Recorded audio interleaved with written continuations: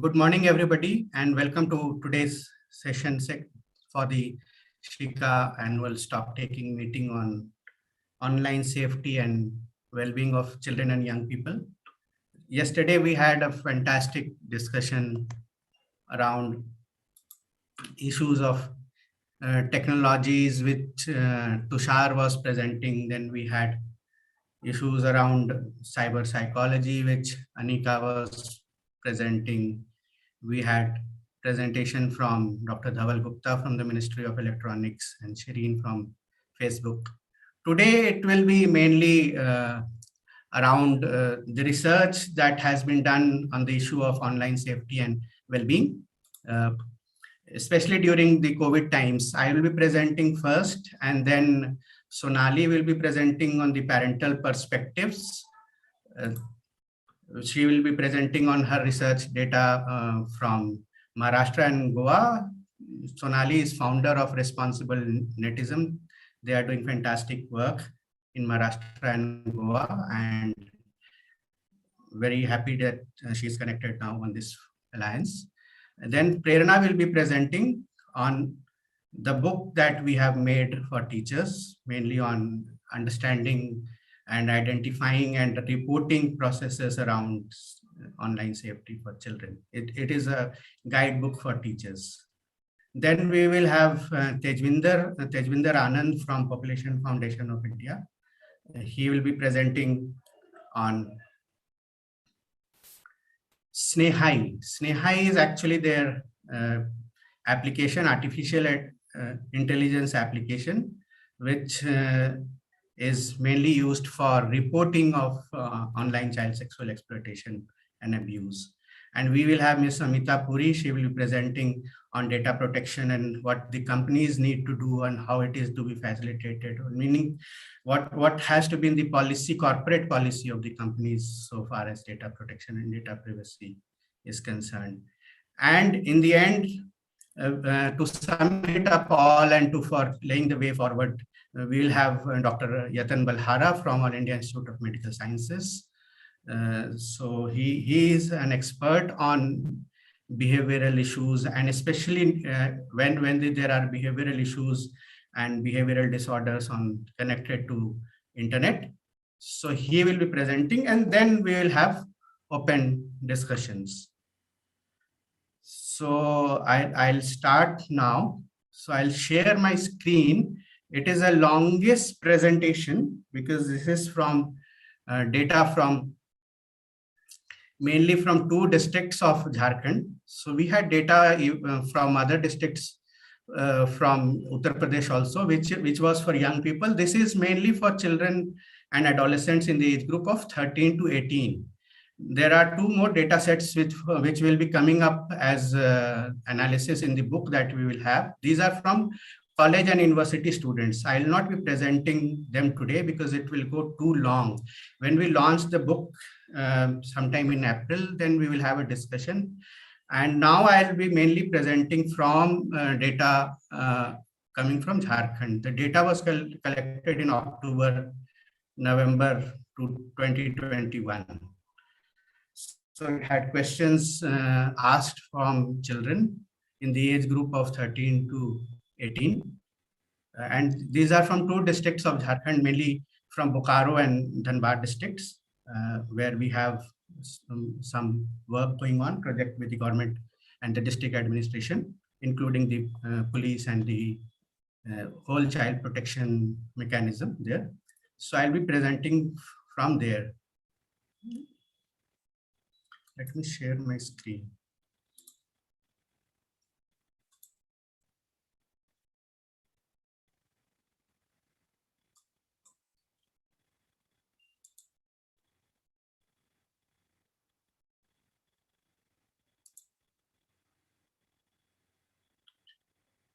This is visible to everybody. Can somebody tell me? Yes, sir. Okay. So this is mainly usage pattern of internet among children before and during COVID, meaning there were questions when we had asked before what was the situation before March 22, March 2020. March 2020, and after and during March 2020. So the questionnaire was administered mainly in October, November 2021. So I'll present. This is how the sample distribution looks like.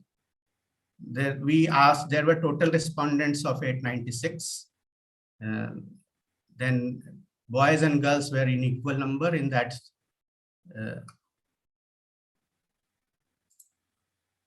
sample.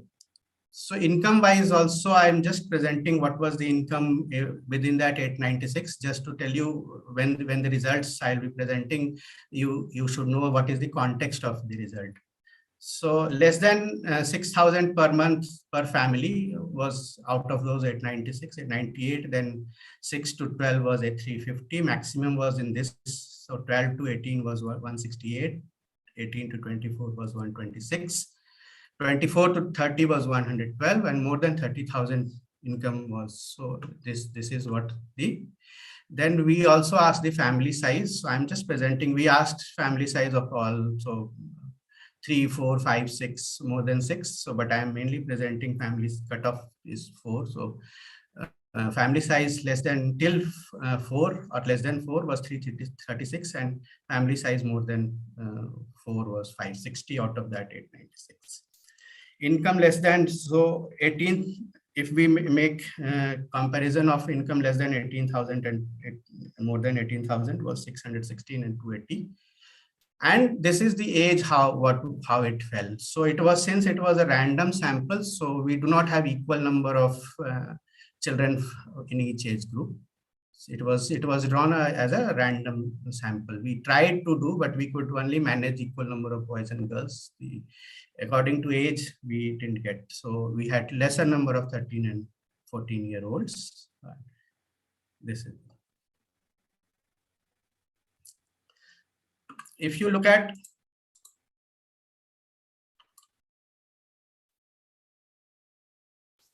the own internet-enabled device, so own internet-enabled device, March 2020, before March 2020 was 50%, which was surprising. That even before March 2020, 50% of our respondent children had their own internet-enabled device, which increased to about 80% during the COVID, meaning after March 2020.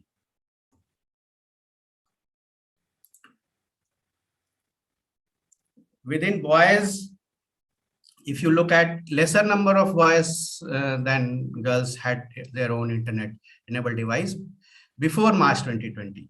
But after March 2020, this was actually higher, 81.25. So if you compare this, 50% overall, but boys had lesser, girls had more of their own internet-enabled device before.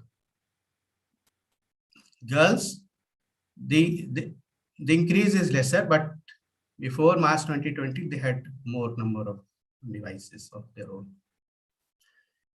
Then we asked her, how many of you had account on any social media?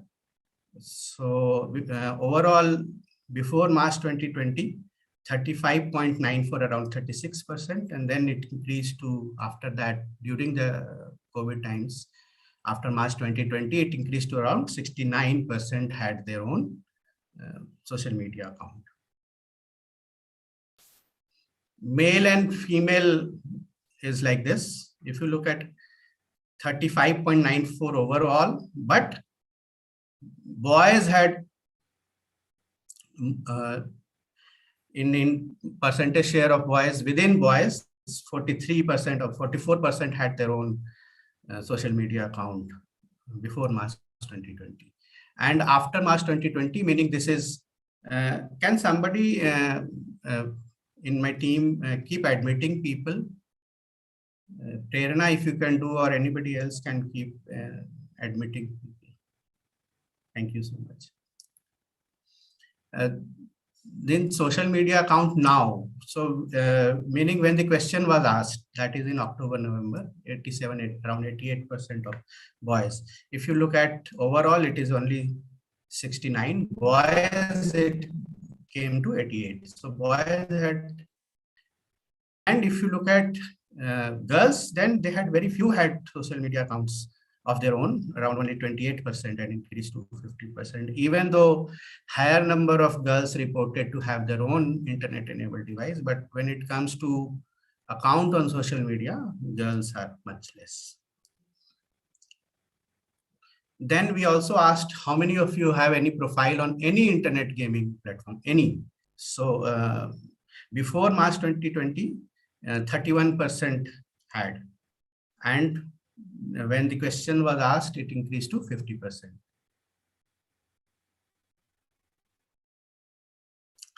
Within boys, it was 43 point, it was higher, 43.75, around 44%, and it increased to 72%. It is quite a substantial increase of around 30% between before March 2020 to October, November 2021. Girls, they had very less of them had any internet gaming profile, and it increased only to by 10% within when we asked this question to only 28%. So very less number of girls had before March 2020, and even when the question was asked, they had very less number of them had internet gaming profile. Then we asked on how much time did you spend before March 2020 and after March 2020, continuing from that time to October, November 2021. So we then asked how much time, 0 hour, 1 hour, 2 hour, up till 8 hours and more. And then we asked for after March 2020, how much time did you spend on internet? All purposes. So we have asked for all purposes, then study, then gaming, then social media, then entertainment, all categories separately. So I will be presenting one by one.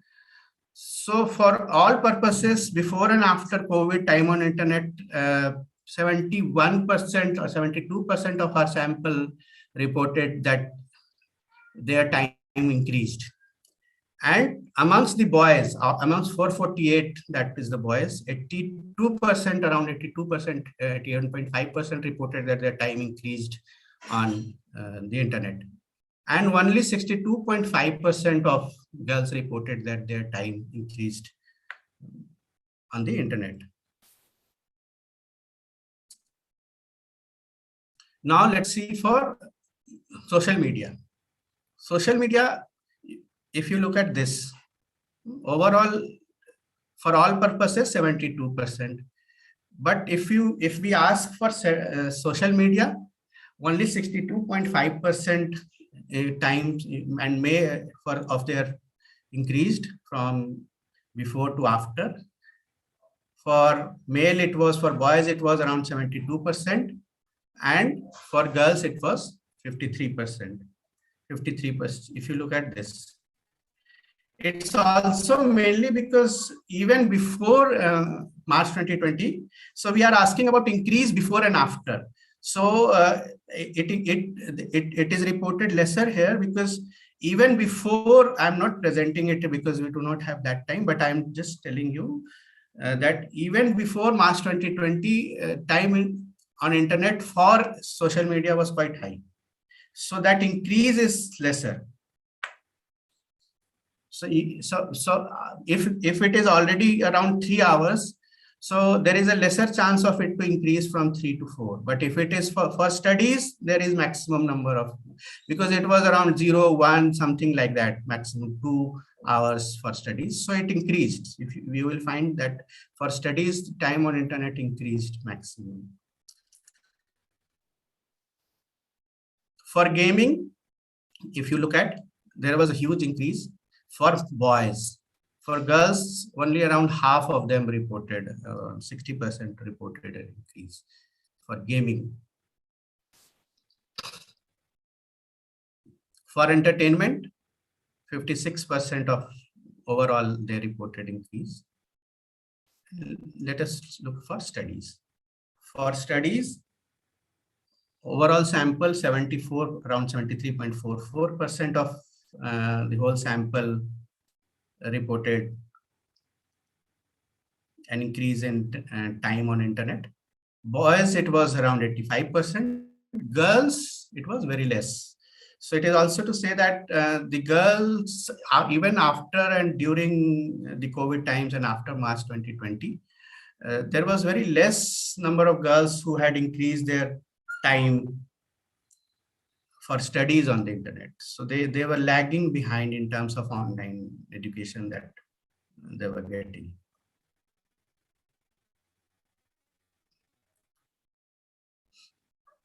If you look at this, you will get that for all purposes, it is around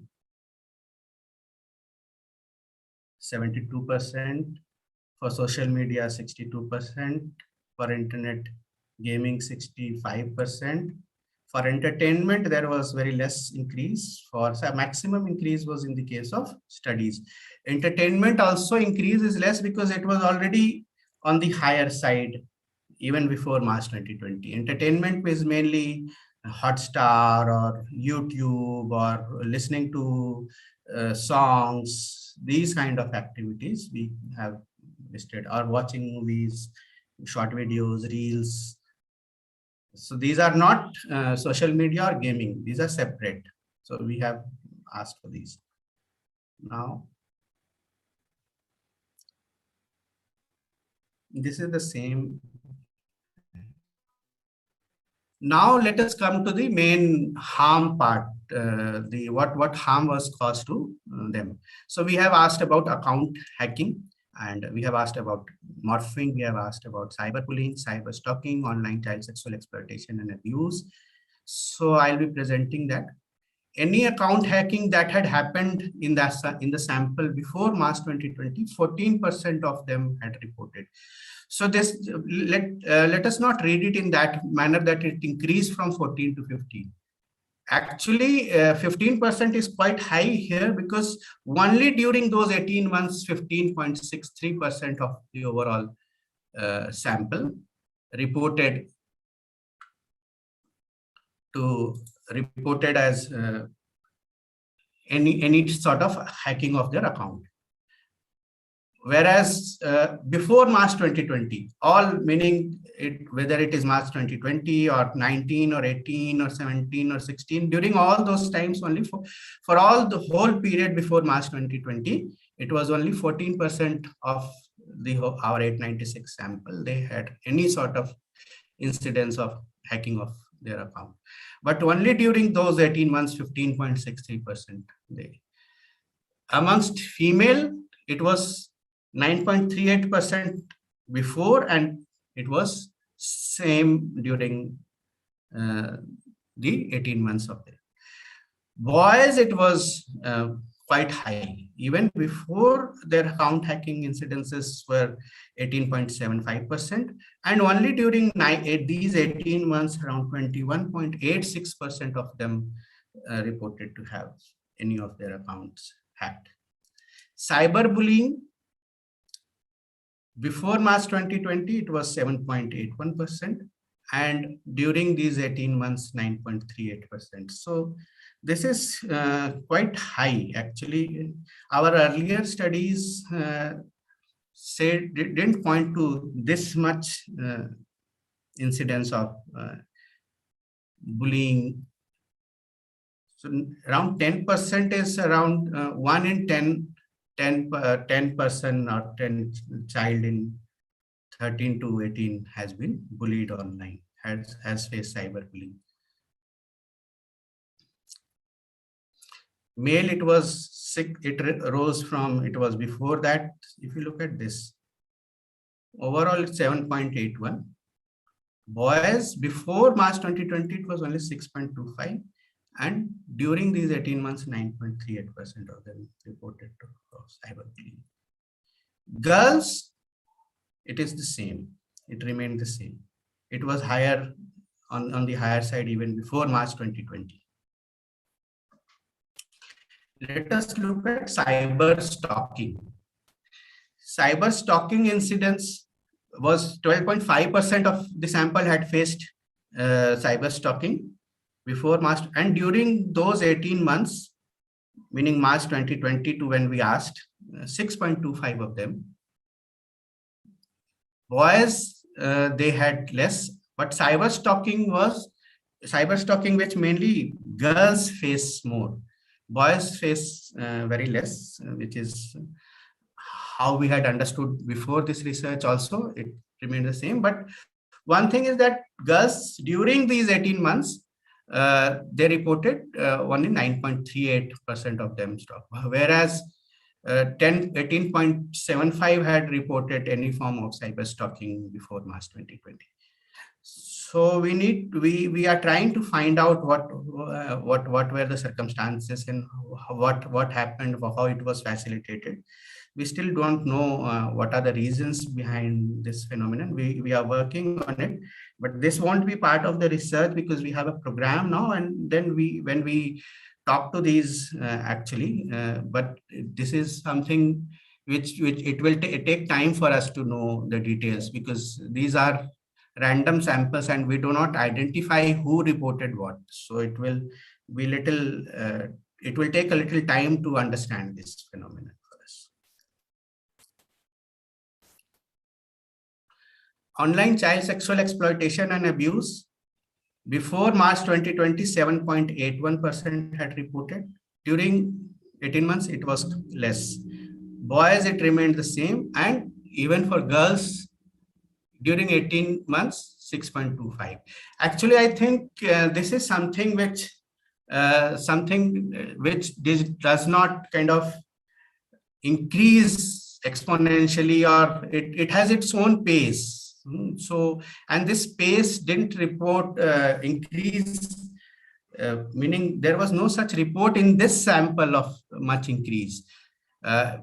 This when we saw our sample from the college students, there was a higher increase. But when we see this from our sample from the 13 to 18 age group, there is not that kind of an increase.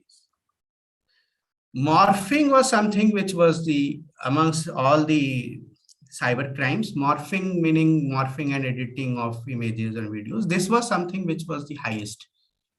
It was earlier 9.38 before March 2020, and during these 18 months, it was 14.06%. And for girls, it was high even before 12.5, and during 18 months, 15.63% of them faced incidents of morphing.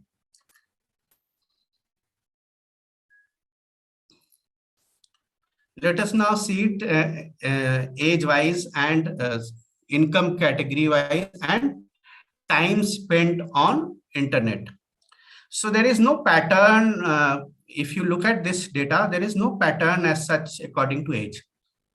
13, 14, 0% for hacking, then 15, 25, sorry, 12, 25. There is, we are not able to find any pattern of increase, decrease. So it's all not very much dependent on it. We could not find any sort of association or relation between age and facing of this incidence. But there is definitely one association with income of the family. The higher income category, children coming from higher income families, they had higher incidence of facing these cyber crimes. So we still need to find out, get into our data more to find out what were the reasons behind it, because one is that they would be spending more time on internet because they would be having more of their own devices or their own private rooms or private space, and less monitoring from the parents, and not parents mainly, but also from relatives and those kind of phenomena. So we need to find out more on this. If you look at what is the difference between those who spend less than 5 hours on internet daily and those who spend more than 5 hours on internet. So there is a marked difference.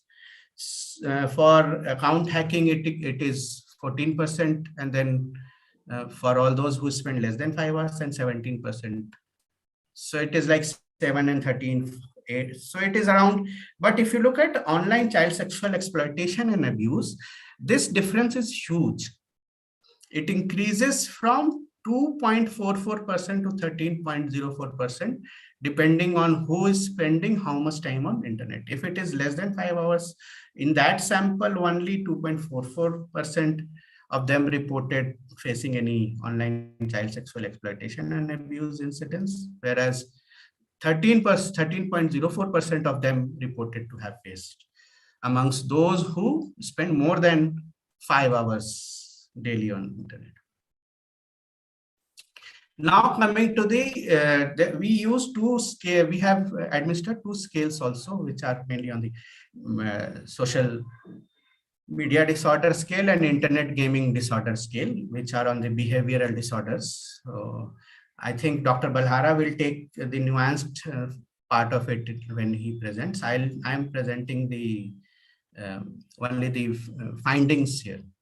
Social media disorder scale, it is like this. We ask the question, please answer the question by thinking of your experience with using social media, example, WhatsApp, Snapchat, Instagram, Twitter, Facebook, Google+, Pinterest, forums, weblogs, in the past 1 year. This is how it is. I'll show you. These are the questions. During the past year, have you regularly found that you can't think of anything else but the moment you will be able to use social media again? Yes, no. This talks about preoccupation. Regularly felt dissatisfied because you want to spend more time on social media. This mainly talks about tolerance.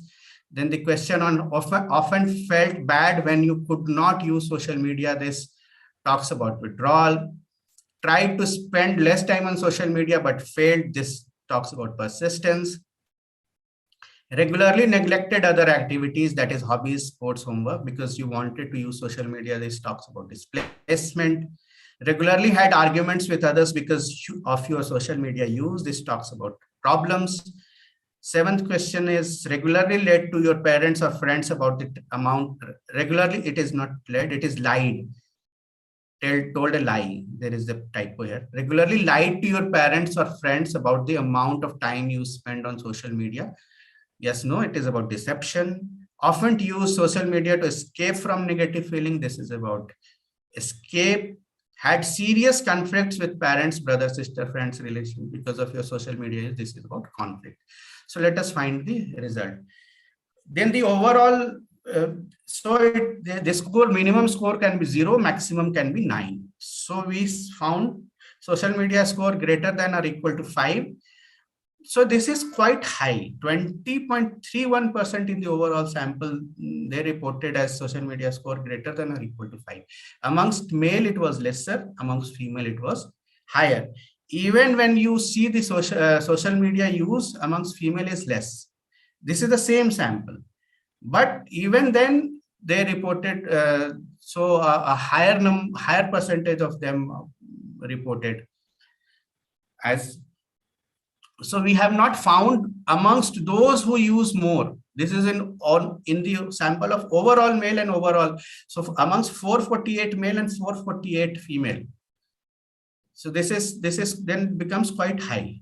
25% of the girls reported as social media disorder score greater than or equal to 5. Now I'll come about the overall for all the different ones: preoccupation disorder, tolerance disorder, withdrawal disorder, persistent disorder. So even this overall, it is 30% around, hovers around 30%. Escape is very high, around more than half of them reported. They said yes, more than around 53%. And amongst boys and girls, it remained the same. Otherwise, it hovers around somewhere around 30%. Now let us find out. Is there some sort of association with age? No. Meaning 13-year-olds, they had 0% amongst that sample, amongst, then it is around 7, and as it increases, so it is around 28, 33, 33, but 17 and 18 years in that sample, that disorder is very less. So maybe they, by that time, they are able to understand how to use it responsibly, social media, and it has a lesser impact on their brain. But yes, 13-year-old especially 0% also, because they are, when they are 13, they are just about the legal age to use social media. So I think it is a reason that only 0% of that sample reported.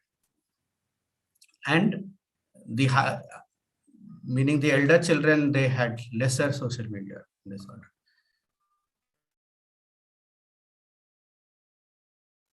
Income wise, in the higher income families, there is higher incidence of social media disorder, score of greater than or equal to 5.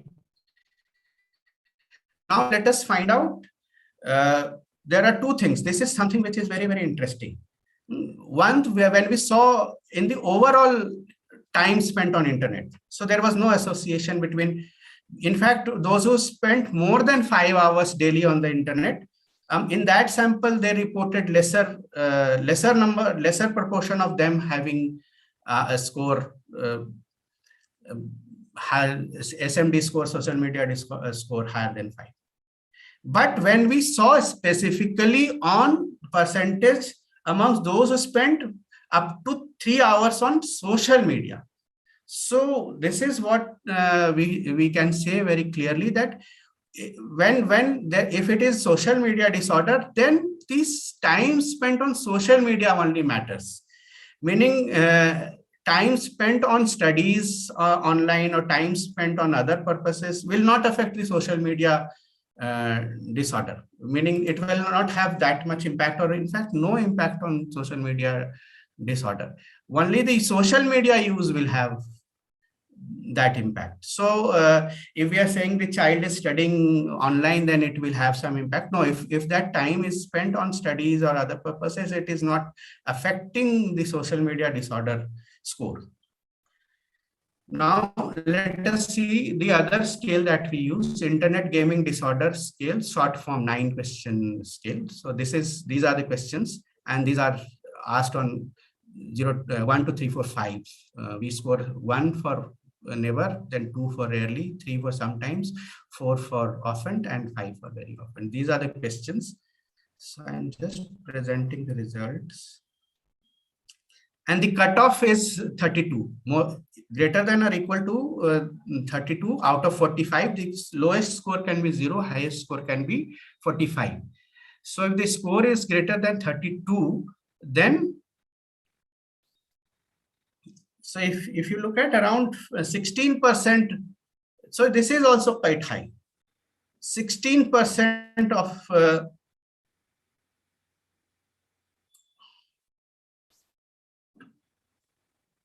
the sample overall, they reported internet gaming disorder score of, amongst male it was less, amongst female it was higher. Amongst female it was around say 19%, 16% overall. For boys it was around 13%, less than 13%.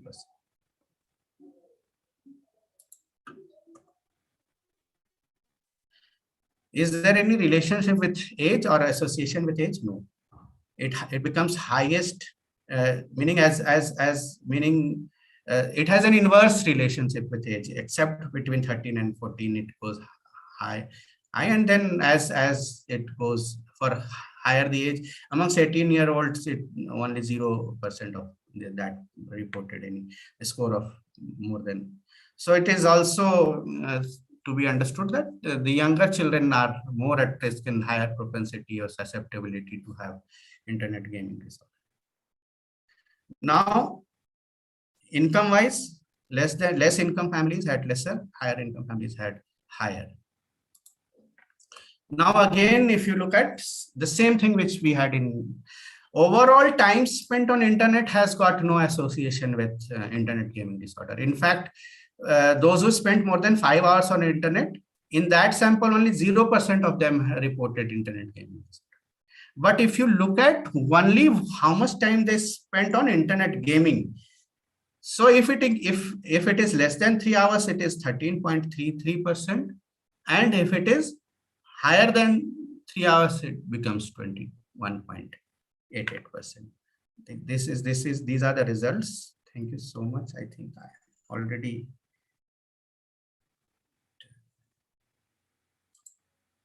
Thank you so much. And I think it's already time.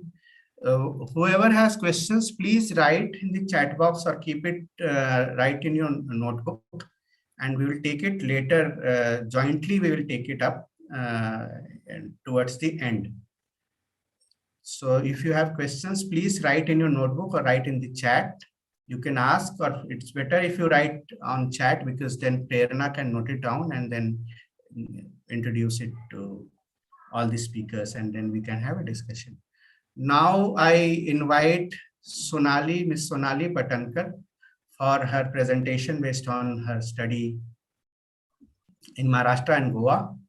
Sonali is founder of Responsible Netism. Responsible Netism is, as the name sounds very clearly, that when we use internet, it should be used very responsibly, and they promote use of internet in a safe and secure manner, and work mainly in Maharashtra and Goa. So she would be presenting from her findings. What are the parental perspective? Over to you, Sonali. Thank you so much. Please present. Thank you, sir. Thank you so much. And it's been really an honor to be presenting at this forum. Yesterday was extremely enriching to see so much of information and data coming in and experiences. And I'm more happy to see so many like-minded people coming across together to share their concerns. And I think we're on the same page when it comes to protection of children in cyberspace. If you can just give me a minute to share my screen.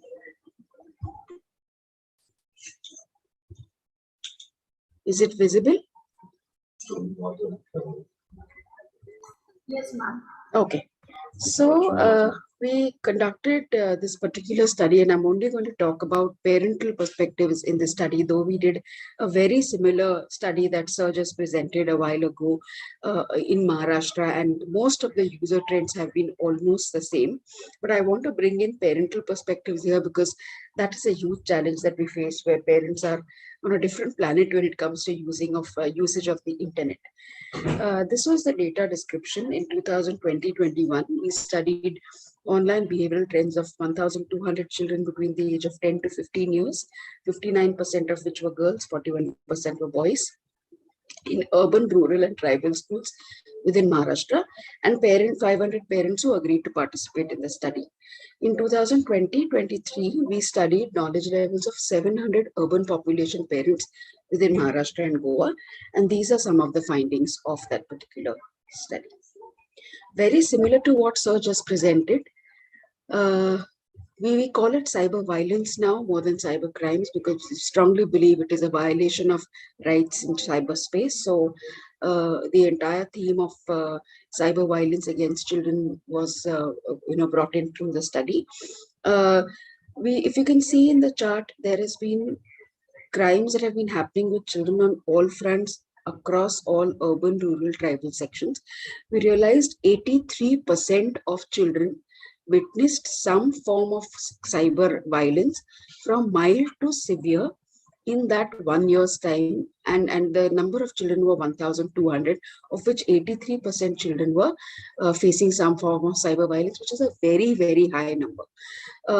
Cyber bullying was about 10%, but like Sir similarly mentioned, account hacking was very high. Children were added into inappropriate groups, especially on WhatsApp and Instagram chats, again was high. Body shaming was one of the major concerns in cyberbullying that children have. We realized 2% of children receive pornographic content. They were asked, about 1% were asked for objectionable content, and also they were asked to share objectionable content through various platforms they were connected with. So we realized that there is cyber violence happening across the country, across the state, in all economic sections. So there is no divide. It does not only belong to the elitist of the elite, but it is spread across all economic sections. What is the action children took against cyber violence? So most of the respondents, 33% of students, deleted the content to avoid any further trauma or any further confrontations. 31 informed friends. 16% only informed their parents. And the reasoning behind that is 84% children believe that their parents did not understand technology at all. So there was no point sharing things with them.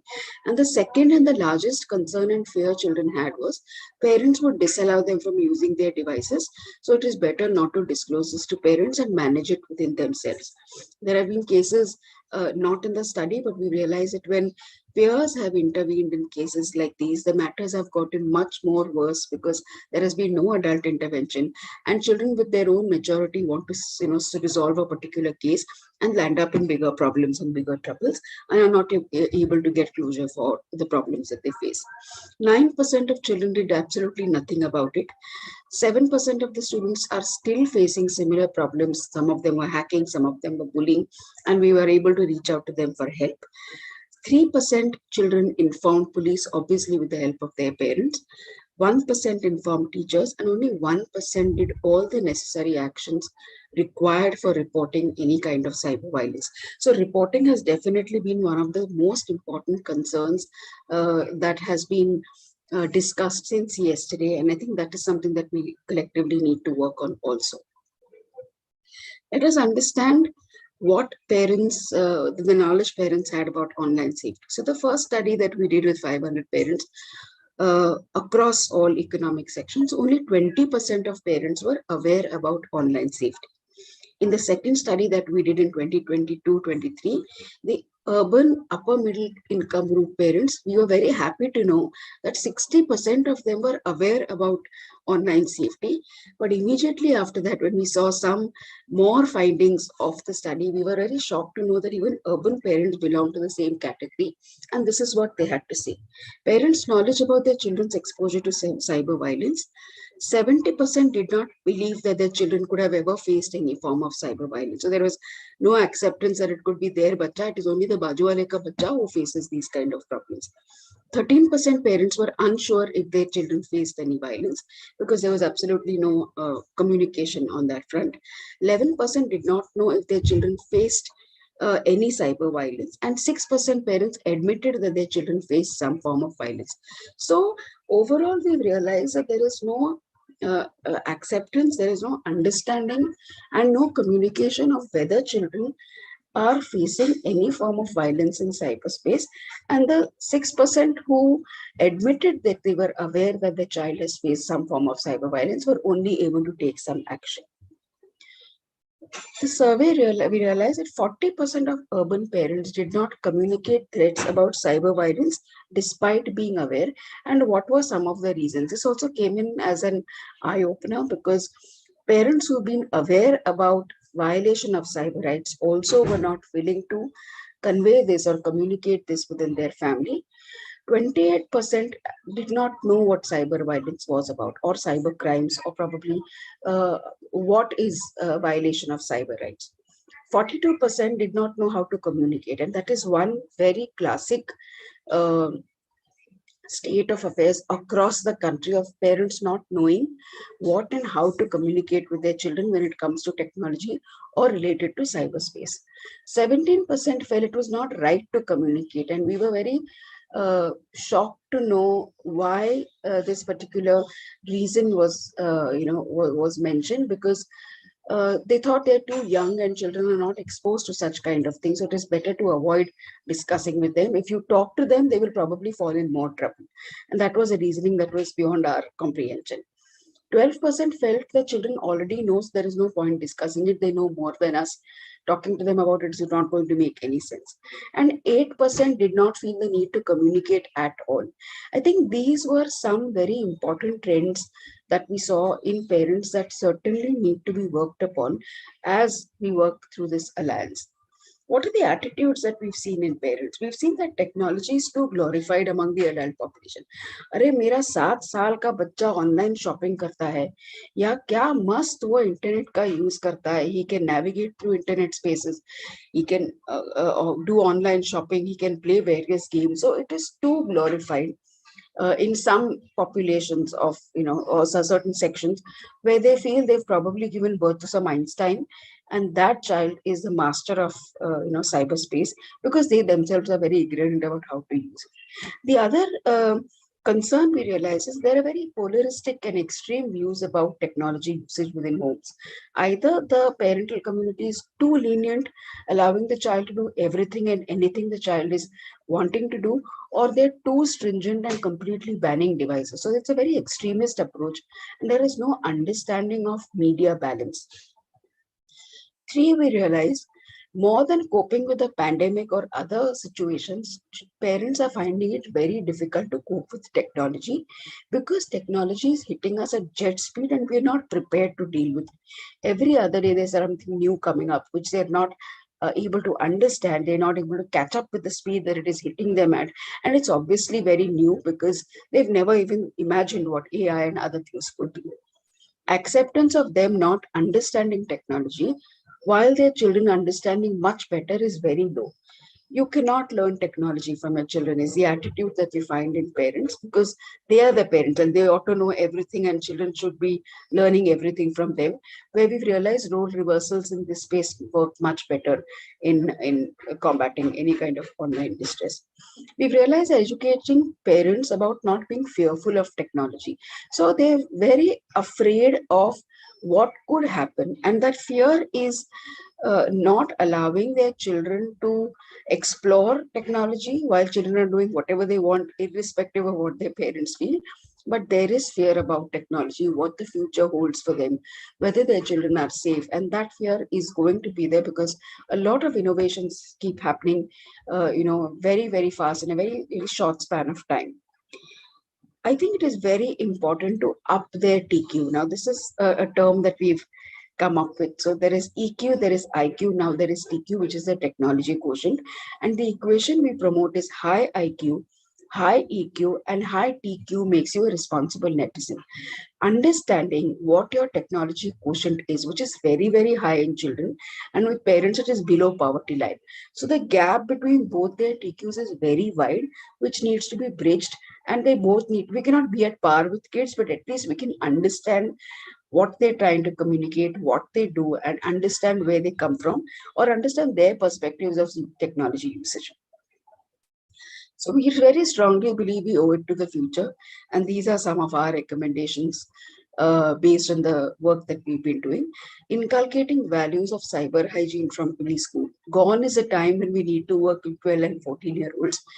Preschool is when we need to start our work with, especially with parents. I think it is also very important to collect and share success stories of change makers, children as change makers in cyberspace, to set examples, positive examples for children to follow and for parents to build faith in technology. So technology is here to stay. It is necessary to build faith in technology to be able to allow coexistence. Sensitization about age inappropriate and age appropriate gadgets and screen time introduction. This begins very, very early. So we've had children, infants actually addicted to devices because parents are handing them devices since the time they're 1 year of age. So there has to be some, sensitization about age and appropriate gadget introduction and screen time. Cyber hygiene curriculum and training to be made mandatory in behavioral sciences, B.Ed, D.Ed, social work, anybody working within communities, so that they're equipped while they go back to their communities or to their workplaces where they're associated with children to be able to share these guidelines with parents and with children. Extensive research to gauge user trends of parents and children to draw need-based strategies and interventions. We have absolutely no data on user trends, which is why it is very difficult to gauge the impact of technology on parents on children and then devise strategies or intervention plans for them. Creation of content repository with language-based interactive content to cater to the last mile. Currently, the content we have is probably in English, maybe Hindi also. What about people who don't understand these languages? So, content needs to be very simple, interactive, and local language based. So it is easier for nonprofits and other people working with the last mile to be able to convey these guidelines to them. Normalizing reporting of cyber violence. I think this is one very important aspect of understanding, online distress, where if we normalize reporting the way we normalize usage, I think reporting will be higher. Also understanding the repercussions of reporting through success stories. So that if we find a lot of people have got closure after having reported cases, I think this will build up more on making people report faster, making people report more aggressively, and so that the distress levels will come down for sure. We also believe it is important to channelize collective energies towards making technology more inclusive, adaptable, safe, and a happy space for all. The children that we work with, 7th, 8th graders, 3rd, 4th graders, also talk about internet being their happy space. So they want to stay away from their offline hassles and chaos that has been happening in their lives and find internet their happy space. But this is, running away from reality. So we're I think it's time we look at how we can make the internet more of a safe and happy space for children and for adults as well, so that this becomes a platform that enables and empowers all of us. I also believe, I have not put this here, but after Sir presented the data, I think if we can share these, questionnaires or the research that is conducted, fragmented manner in various parts, if we can share these kind of studies with each other, acknowledging organizations that are conducting these studies, we will reduce the replication of effort, and we will also be able to gauge similar trends of the study across the country. And I think that is what I also want to bring to table here. The study has been supported by CyberPeace with SCRT and SNDT, and these were my 2 cents of the experiences I've had. Thank you so much for being so patient with me. Thank you so much, Sonali, for bringing out this perspective and especially your recommendation and the last recommendation of working together on the research front, because we all have our geographical territories where we are stronger and have that large last point connectivity. And if we can plan a bigger research, then it will be very important. And for when it comes to data especially, and if the data can be from the same time. Absolutely. Meaning, suppose you collected data in some other month and we collected data in another geography in another month, then that doesn't so if we all can come together, and I think if the government is not taking it up on a larger scale, even organizations like ours, if we can join hands, yours, ours, and there are various other organizations which we are talking to, and various universities, in fact, which we work with, which are on board on the alliance. If we all join hands and if we work together and same questionnaire, we can, and in the same time period, if we can administer.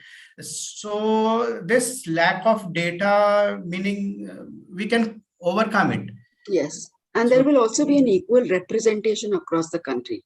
Yeah. So, and once we can show that instead of just giving recommendations and making requests and being complainant about it, let us start doing it. That is what we have understood, that once we all start doing it, then we will have something to show and some positive results to show, and that makes a difference. Instead of just saying the government has to do this, the bigger companies have to do this. So if we are concerned, and then we have taken this task on.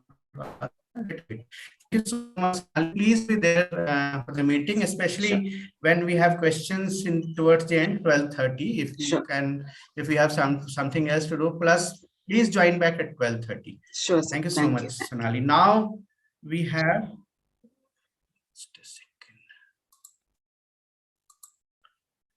second. Now we have Miss Amita Puri. Amita, if you are there, so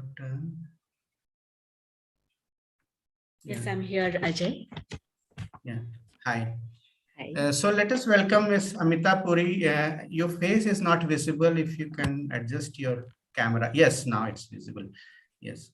So she will be mainly presenting on data protection framework of the companies, especially the listed companies. She is an independent researcher and a consultant with Partners in Change. Partners in Change has been doing a lot of work on this front, especially on the business and human rights, and they work with a lot of companies, and especially she'll be presenting for those companies who are in the ICT sector. So Riga, how do they take up their data protection for framework with respect to children? And she will be talking how it has to be facilitated. So over to you, Amita. Please go ahead. Thanks, Ajay. Thank you firstly for giving this opportunity to me and Partners in Change. Give me a second. I'll just share my presentation.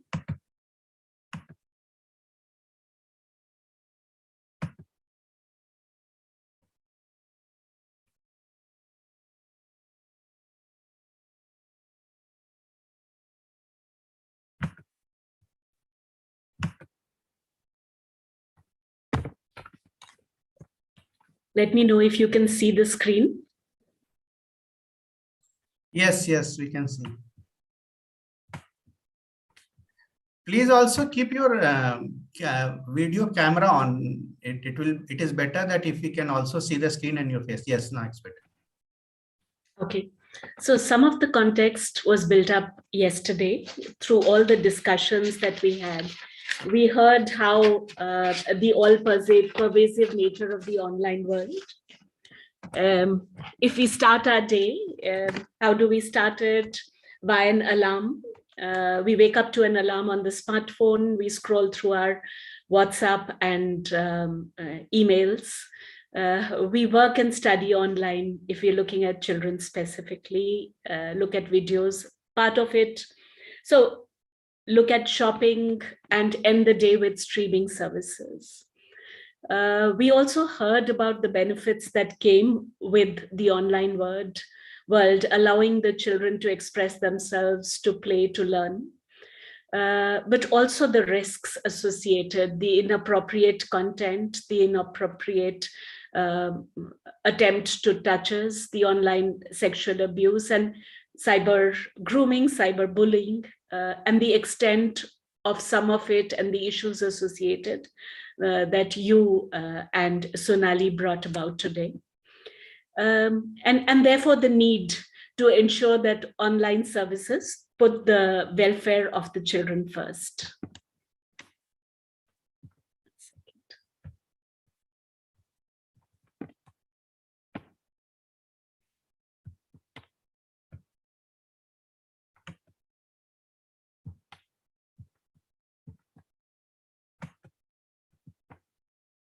Hold on.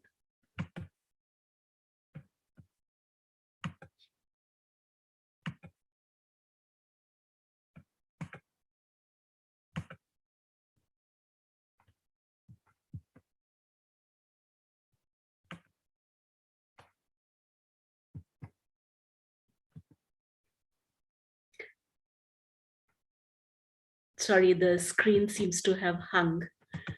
I don't think so. You can click anywhere on the screen and use your keyboard down button.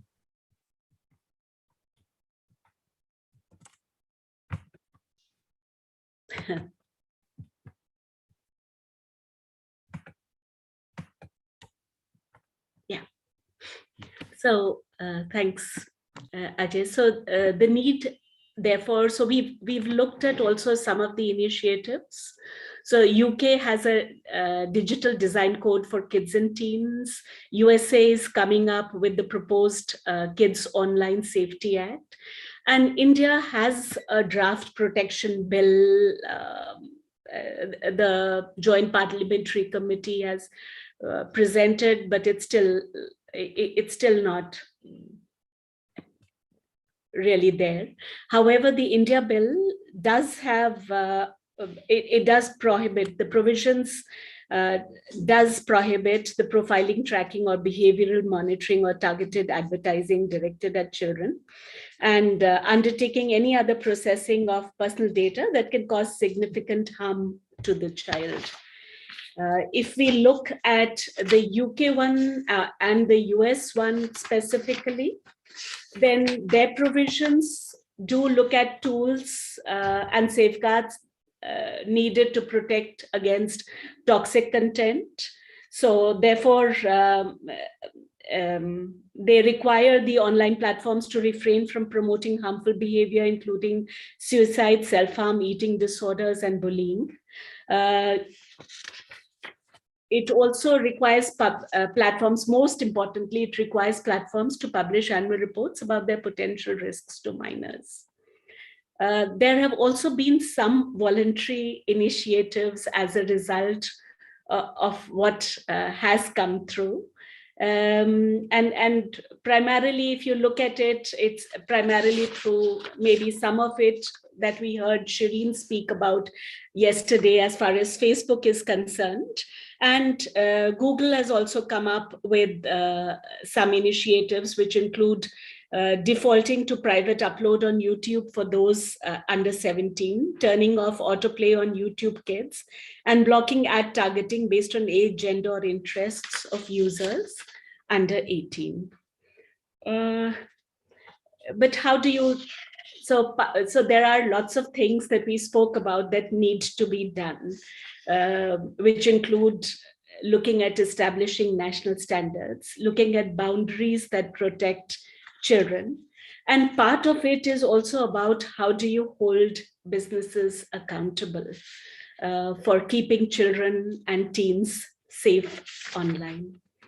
So some of it, internationally, if we look at the movements, then you have the UN Guiding Principles on Business and Human Rights, which is a framework for preventing, addressing, and remediating business-related human rights abuses endorsed by the UN Human Rights Councils. You have India's own. It started with the National Voluntary Guidelines on Social, Environment, and Economic Responsibilities of Business in 2011. Is it me or?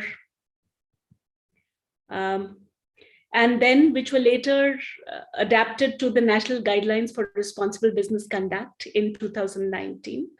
SEBI then looked at a reporting framework, which is now known as Business Responsibility and Sustainability Reporting Framework, the earlier erstwhile called BRR, which has been made mandatory for the top 1,000 listed companies by market capitalization from 22-23, but is voluntary this year.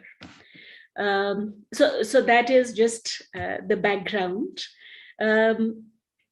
What the committee itself mentioned was that they realized that some of the reporting framework is generic in the sense it cuts across various sectors, and there may be a need therefore to look at sector-specific reporting frameworks.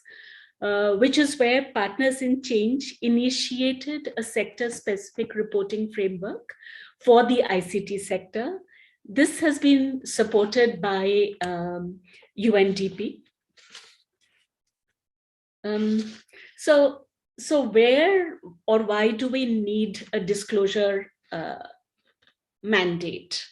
So UNGP itself states that communicating their policies, the mechanisms, helps both in strengthening the mechanisms as well as promoting transparency and accountability. It also helps the consumers and the civil society use the parameters then to demand and strengthen the mechanisms in place. So that is why we looked at it. What is the process that we followed? We looked at, when we looked at strengthening the BRSR framework as far as the ICT sector is concerned. So first we looked at how do we define the ICT sector. We then moved on to looking at what their current disclosures were via a reading of the business responsibility report, the current, that is the currently mandated responsibility report. We then held both individual as well as large group roundtables with businesses, with workers, with civil societies, and human rights defenders to understand what issues associated with the ICT sector were and how could rights of stakeholders be therefore protected. We simultaneously also reviewed the laws, the global standards that were applicable for the ICT sectors. And then we had a working group internally which put this together to list saliency from the lens of human rights of workers, communities, value chain members, consumers, and businesses.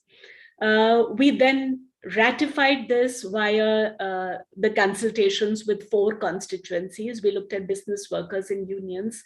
We looked at CSOs and human rights defenders and experts on disclosures.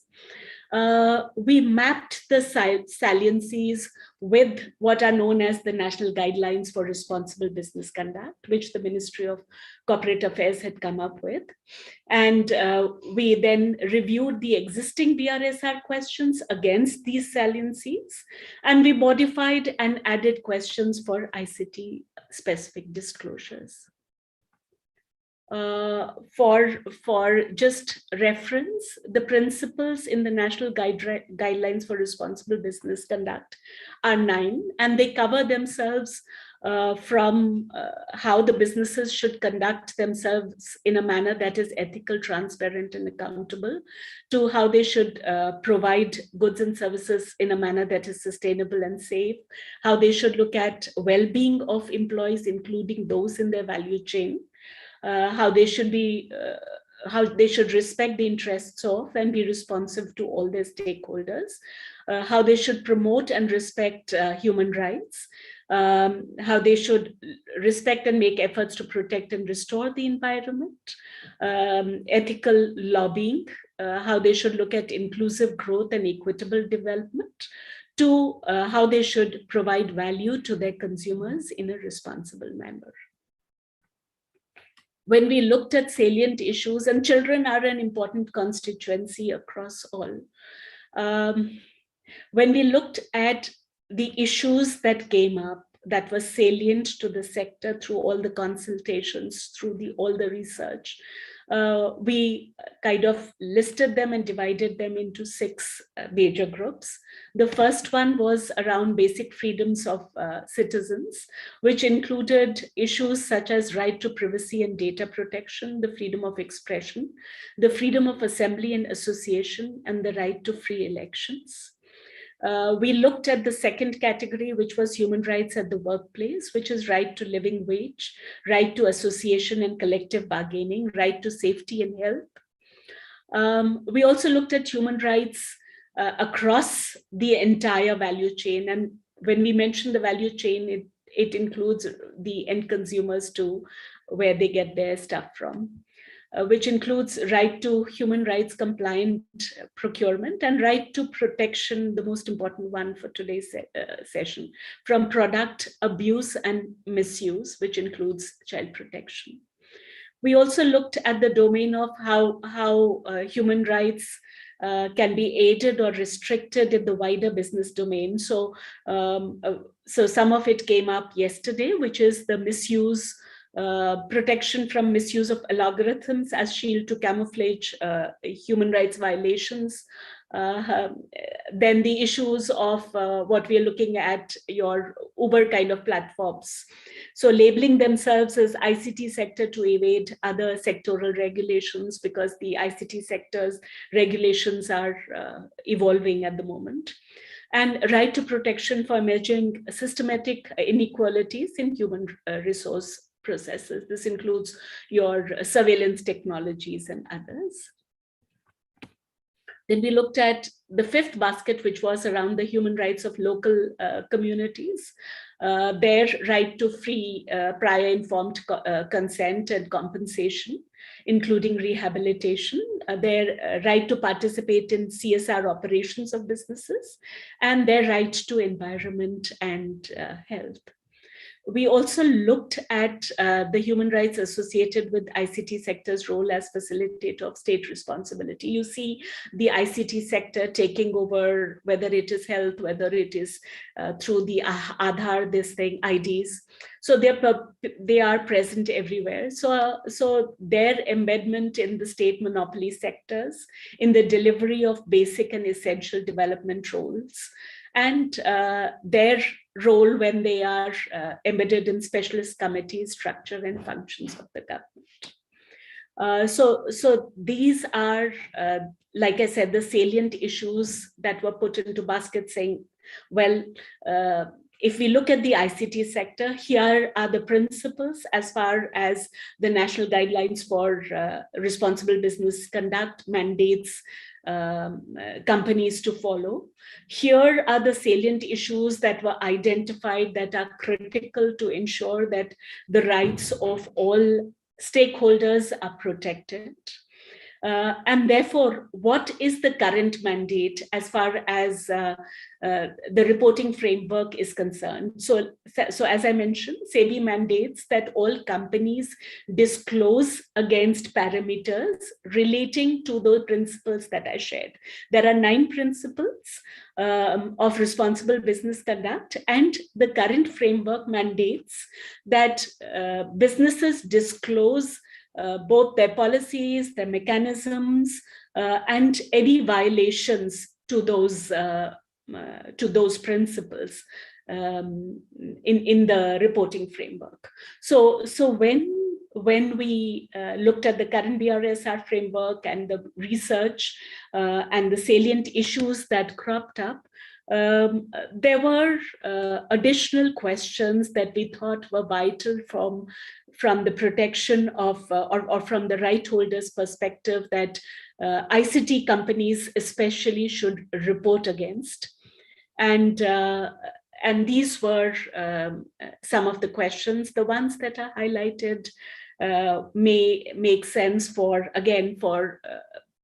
rights of children, but I think all the questions are important from ensuring that that the experience from the ICT companies is responsive to the rights of all stakeholders.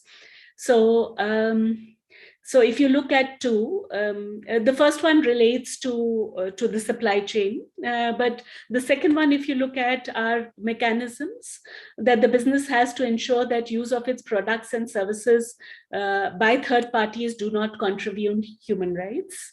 That does the company, and some of it, like I mentioned, the consultations brought, and I think Ajay, you only brought up the fact that when companies develop software, do they have an ethical code that is applicable both for themselves as well as for the clients that they have developed these softwares for, and what are the aspects that it covers?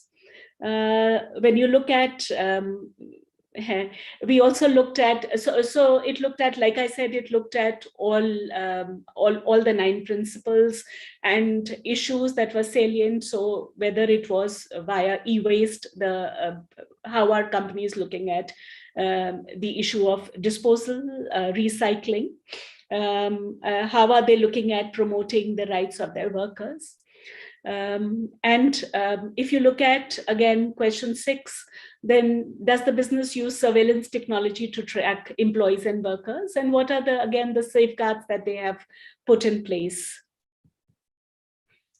We also thought that, and this is important for children and across all stakeholders as well. What are the kind of grievance redressal mechanisms that are in place? Where is it what are the protection mechanisms as far as whistleblowers are concerned? How do you ensure and listing of the last year incidents, if anyone has been terminated or transferred after raising the complaint, because that will show if the whistleblower protection mechanisms actually exist in practices. Then when we look at data protection, the other thing that comes into the forefront is the fact that the state requests for data, which actually impinges on the data privacy and protection rights of individuals. So the question is around how many approaches were made by government ministries, regulatory authorities, law enforcement agencies for details on users of the products and platforms.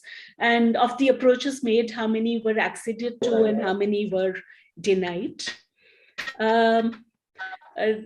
The protection mechanisms for data leaks for consumers, and more importantly, how does it assess the risks that exist in place?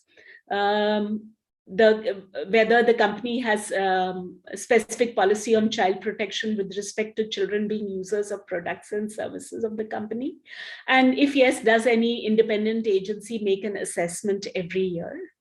The next one on their data protection policy, while there is an existing question on the data protection policy, but does the protection policy has details on informed consent in every stage of data use, provides copy of those details, and provide options for users to still use the product or service, which is very important even on refusing consent, and allows them to correct or delete information, and that a declaration that the company is complying with NGRBC principles. Then does the entity publicly disclose information about processes for responding to data breaches? And yes, if yes, then the link to the information shared. We spoke about the advertisements yesterday. So this one specifically on, do you have a policy against spam messages and others that are irrelevant to the product to ensure advertisement guidelines are being followed? I mentioned those were the additional questions that we looked at as far as disclosure norms were concerned. But we also looked at, so apart from that, we also looked at modifications of existing questions. So we spoke about the harms. Yesterday, we heard about cybersecurity and risks related to data privacy. And that question in terms of a policy already exists. So, and this one I've shared in terms of, does the data protection policy have the following features? And in terms of data breaches, specifically number of instances of data breaches along with the impact, and percentage of data breaches involving personally identifiable information of people. So this was what we had looked at as far as strengthening the reporting requirements of the BRSR from the ICT sector is concerned. And primarily what we were looking at was to ensure that we have enough information on their data collection practices, their content moderation practices, and the algorithm use, and prohibit. So in terms of the rules themselves, especially, how are their behavioral advertising to to ensure that they're not using behavioral advertisement or manipulative design practices that push inappropriate content to children. So that is it from my end. I would welcome any feedback that you have on the disclosure requirements. Are there ways that we can use to strengthen these mechanisms? Thank you. Thank you so much. Thank you, Amita. Thank you for bringing this important dimension in the discussion of today's, especially on business accountability towards children, because these companies, whether they are internet gaming companies or e-commerce companies or social media companies, we may call them just by the name of Flipkart or Amazon or Facebook or WhatsApp, but these are companies basically. And uh, the and they have accountability towards data protection and especially towards children. Only thing that we need maybe towards the end, when we discuss it jointly, we will need to discuss whether these are mandatory disclosures or mandatory reporting or voluntary reporting. Number one. Number two, are these mandated and enforced by our Ministry of Corporate Affairs or by just the SEBI? And whether these companies are listed in India, and whether they are kind of, there is some sort of accountability framework, or there is some sort of framework which the government has some say or can enforce. So we need to discuss, especially, yes, when we are talking about safety of children on the internet space, on the online space, then we need to work on all dimensions, the policy dimensions also, and the corporate policy dimensions also, because until unless it is there, the provision is there in the corporate, their own memorandum, and the government kind of takes report or seeks accountability, it's going to be quite difficult. In fact, after the Ministry of Electronics and Information Technology, they brought about the intermediary guidelines. Even Shireen was talking yesterday, and Dr. Dhaval Gupta was talking yesterday, uh, that after the intermediary guidelines, there has been an increase of takedowns and reporting. So thank you so much, Amita. Now I request Prerana, are you there? Yes, I'll add. Prerana, she will be presenting. Are you muted or what? No. Is I audible, sir? Yes, yes, yes. She will be presenting of an activity book, which is for teachers, mainly around understanding the different forms of cyber crime or cyber violence, as Sonali was talking about, and how the teachers can identify amongst their children and how they can facilitate its reporting. So what do you, Prerana? Prerana is uh, pursuing her master's in law. I think she has already completed it, and she is fellow with Flair. So welcome, Prerana, and please go ahead with your presentation. Thank you, Ajay sir. Good morning, everyone. Today I am going to present a presentation on the activity book. This is an teacher's activity book for the child welfare, and the name of the book is Child Online Safety and Well-being. I would like to share my screen for the same. Wait a minute.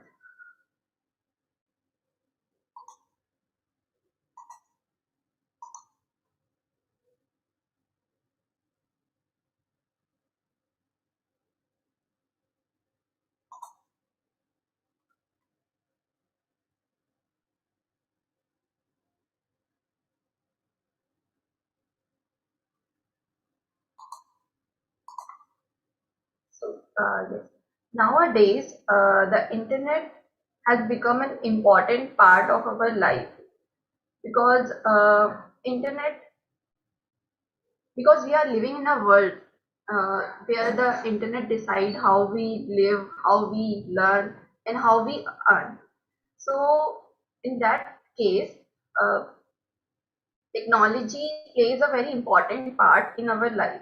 So technology is not in bad in itself, but the thing is, when the peoples, or you can say that the perpetrators use this technology for the committing crime against the children, in that case it becomes very harmful. So this book, the purpose of this book is to provide a basic understanding in very layman language to educate the teachers about the cyberbullying, different crimes or the types of cyberbullying, and what are the reporting mechanisms in our system. So this book is divided into 5 parts.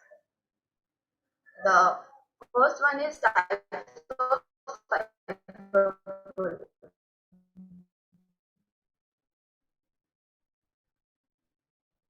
As we know that punishing an accused person, we have to decide what crime is he committed. So for that, about explaining the different types of crime that are committed under cyber class activities. This part helps the teachers to get to know about those children who are facing these abuses. So this one is very important part of the book, because if you don't know about those children who are facing these abuses, then how you provide a solution. So this activities play a very important role. The third part of the book is community standards and community guidelines on different social media platforms. As we know, social media plays a significant role in our life uh, for relation to the psychological thinking, and and it also becomes a medium to commit different crimes and different ways. So when we talk about the child safety, we have to understand under what circumstances we can report against on these social media apps. So that's very important for the reporting mechanisms. So the fourth part is about reporting mechanism. This part basically deals with how to report on different social media apps like Facebook, Instagram, WhatsApp, and YouTube in a very simple method by showing screenshots. The fifth part is related to legal enforcement mechanisms under Indian statutes. So let's start from the first part of this book, that is cyberbullying. Uh, cy- Under cyberbullying, different crimes are committed, like identity theft, cyber stalking, sexual abuse. And the cyber sexual abuse is also divided into different parts, like online grooming, child exploitation materials, nudes, sexting. So basically, now I am giving you some examples. Like the first one is, all my friends are in a group chat and they wouldn't let me join. I really feel left out. This is the first example. Now the second example is, I have been getting lots of nasty messages. I'm not sure who they are from, but I think it is a someone at school. Third example is, my friend posted an embarrassing photo of me online, which I really don't like. The fourth example is, another player in the game keeps targeting me over and over. They destroy the things I built and stop me from making any progress. All of these examples showing cyberbullying. But how can we identify the particular crime under cyberbullying? So basically for that purpose, this part very important. So in this book, we are providing a detailed understanding or detailed meaning, like what manner the crime is committed, how you identify these crimes, and what techniques are used by the perpetrators to attract the children through examples. Now, the second part of the book is related to class activities, which would be performed with the help of teachers. In this part, we try to give a message in an enjoyable way to the children about cyberbullying. In this part, some activities are individually performed and some are in group manner. For example, like it is not possible to explain these game in this session because of sort of. So basically, the thing is, children are very sensitive and not open easily. So even when they are in trouble, they will not tell you about his or her problems. So the main motive of this part is to identify those children and then provides the solutions to them. The third part defines community guidelines and community standards. Now, both of these are different because community guidelines are followed by the YouTube and community standards are followed by the Facebook. So basically Facebook and Instagram and WhatsApp, both of the three apps follows the same rule, because all of these are comes under the Meta. So now, before reporting on this,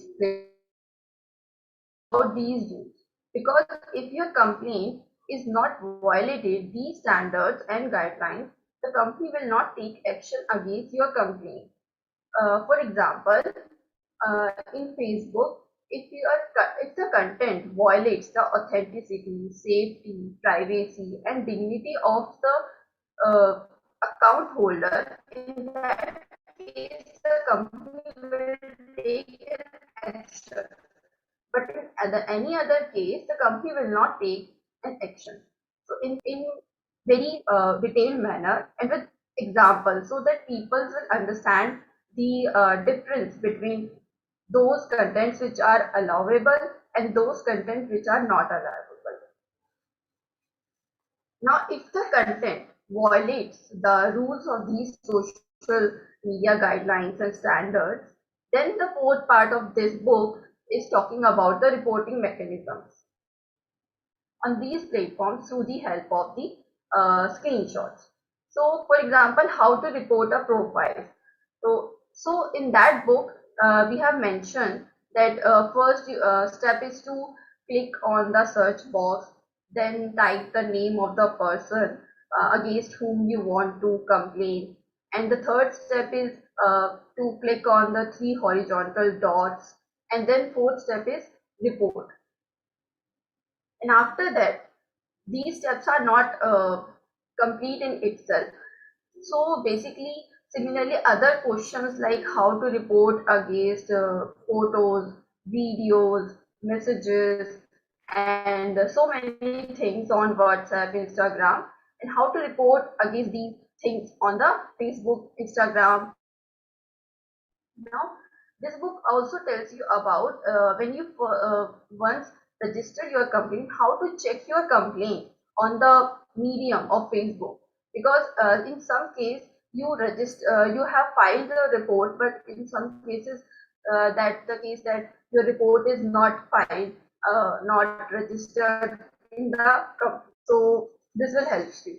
The fifth part of book is reporting mechanism.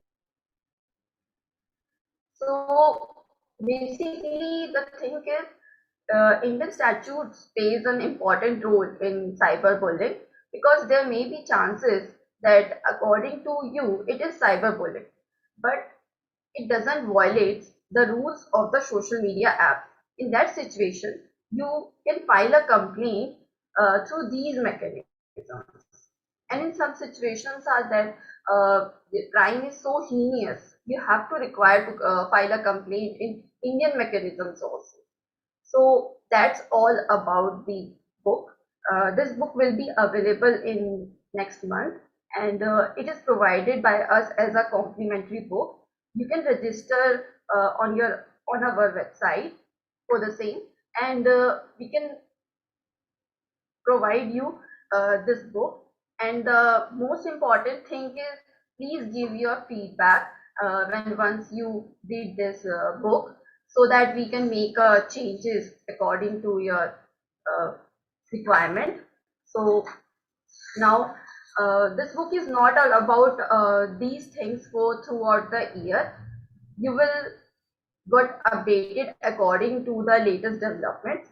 So thank you for your attention. Now I over to Ajay sir. Thank you, Prerna. Please stop the sharing.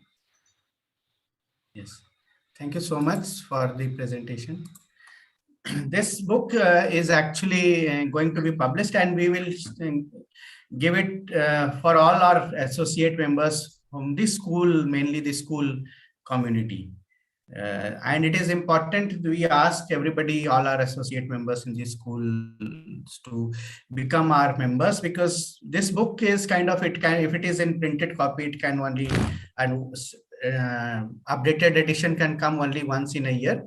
But all those who are kind of regularly connected with us, if there is something which is new coming up, then on real-time basis we can keep you updated. Like Prerna was sharing with me that Facebook has come out with which I was asking a question with Shireen. It's about if you are on Facebook Messenger, and on Facebook Messenger if you take a screenshot, then that intimation or alert is going it goes to the person of whom you take that. So these are different things which keep updating from the company side and the app side. So we ask everybody to join the alliance, and now I request Mr. Tejvinder Anand from Population Foundation of India. Tejvinder, if you are there, I can.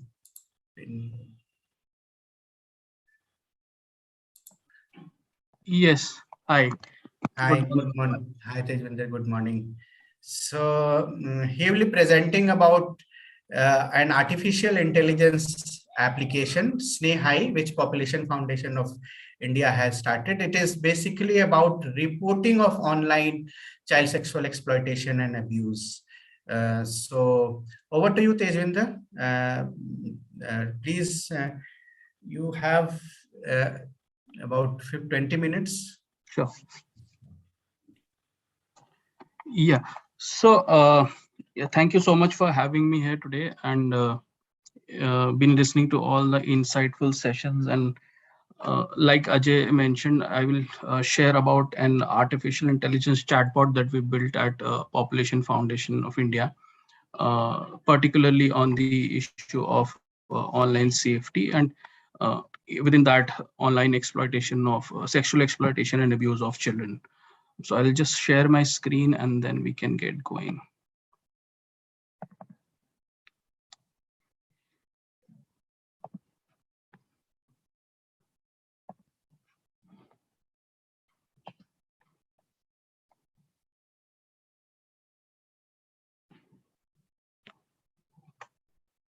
My screen is visible, right? Yes, visible. Yes, visible. Okay, fantastic. Yep. So yes, we've all been talking why online safety is important, and particularly in the case of children. And slowly over the past few years, we've been moving towards an online model. And we've seen that the pandemic really has accelerated the use of the internet and new age technologies, digital tools, especially for online learning for children, but other forms of delivery as well, whether it's entertainment or whether it's social interaction. So the world has really moved swiftly towards an online model. Yeah. So if we look at some data related to adolescents and internet, as part of this project, we did a baseline study earlier on in 2021. And if you look at data, about 48% of the respondents, who were all adolescents, believe that the online world is safe for them. And 18% of them indicated that they go online to make new friends. And of those 18%, almost 30% mentioned that they interact with new people or strangers on the internet. So that's something that's really needs to be taken note of. This is something that Ajay was also sharing information earlier on, that a lot of adolescents and young children do not have adult supervision. So nearly 80% of them do not have close adult supervision when they are on the internet. I don't know if you're seeing the second slide. Yes. You are, right? Yes. Okay, great. Yeah, and about 75% of adolescents are online for more than 2 hours in a day. And if we go to more than 3 hours in a day, this number is around 35%, which is like a big percentage. So that's about them on the internet. And looking at abuse that happens with children and women and girls on the internet, 15% have reported being bullied online. Between 2017 and 18, cyberbullying of women and teenagers rose by about 36%, whereas the conviction rates fell to about 25% from 40 earlier on. And 36% of the respondents said that they were harassed by strangers and anonymous social media users. And if you look at this information from the earlier data, which I mentioned, about 30% of people who go online to make friends interact with strangers, right? In 2020, 93% of the child sexual abuse material that was discovered online involved girls, and 44% of our respondents from the baseline study admitted to not being educated on risks online. However, the majority of them claim to be educated on this subject, but they could not give really any specifics of what online abuse meant or what are the options available for help. So abuse is a real and a very significant problem on the internet. And shame and abuse has always been used to exploit and silence young people, especially girls, as we've seen in the earlier data also. And in the online world post the COVID pandemic, it's further amplified and really gotten deep into the user sets. There are laws available, but a lot more needs to be done. And clearly what we have is not enough to protect children from online harassment.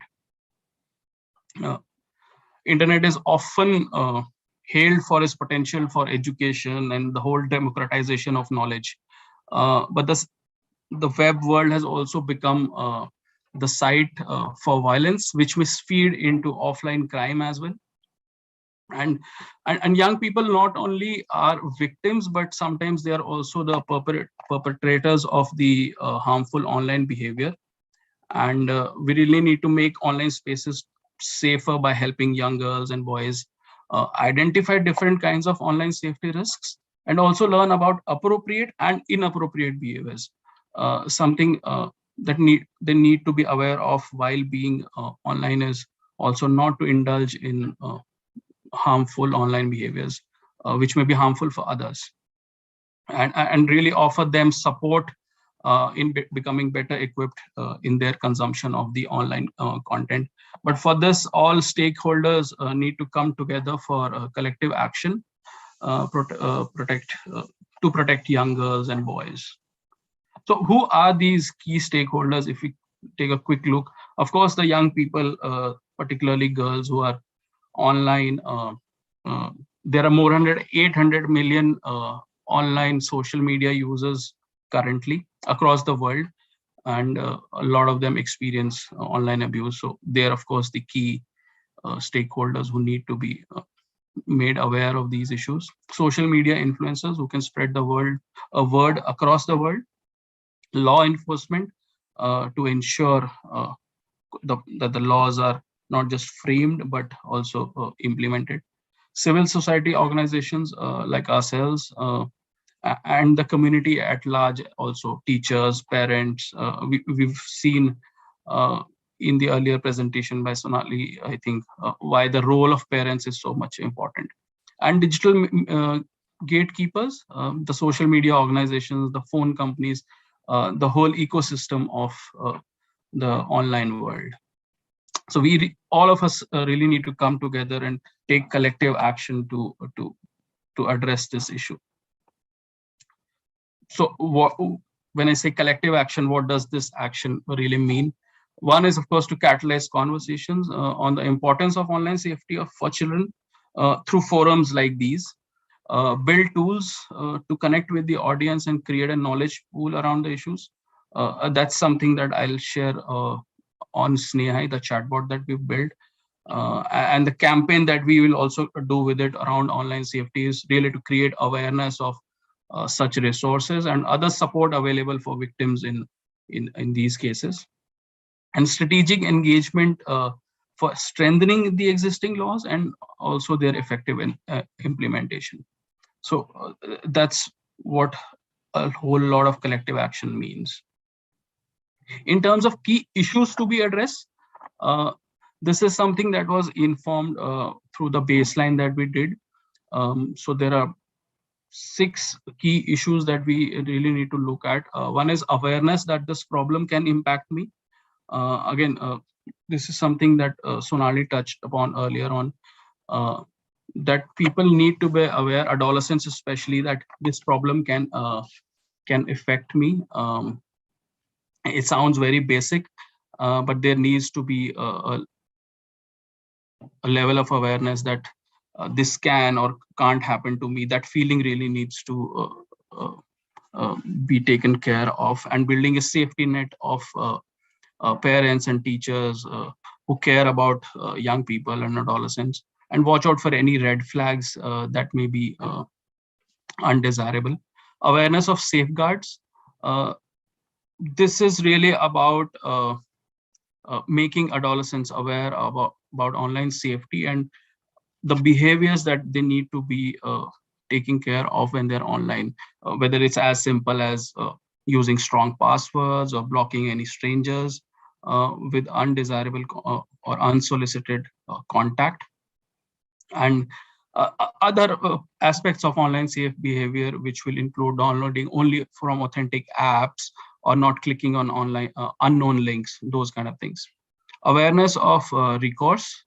The third issue, again, encouraging adolescents and parents and their guardians to really have those uncomfortable conversations around online safety and sexual exploitation and abuse, and being aware of recourses available like helplines, the child helpline or the cybercrime helpline, those kind of things.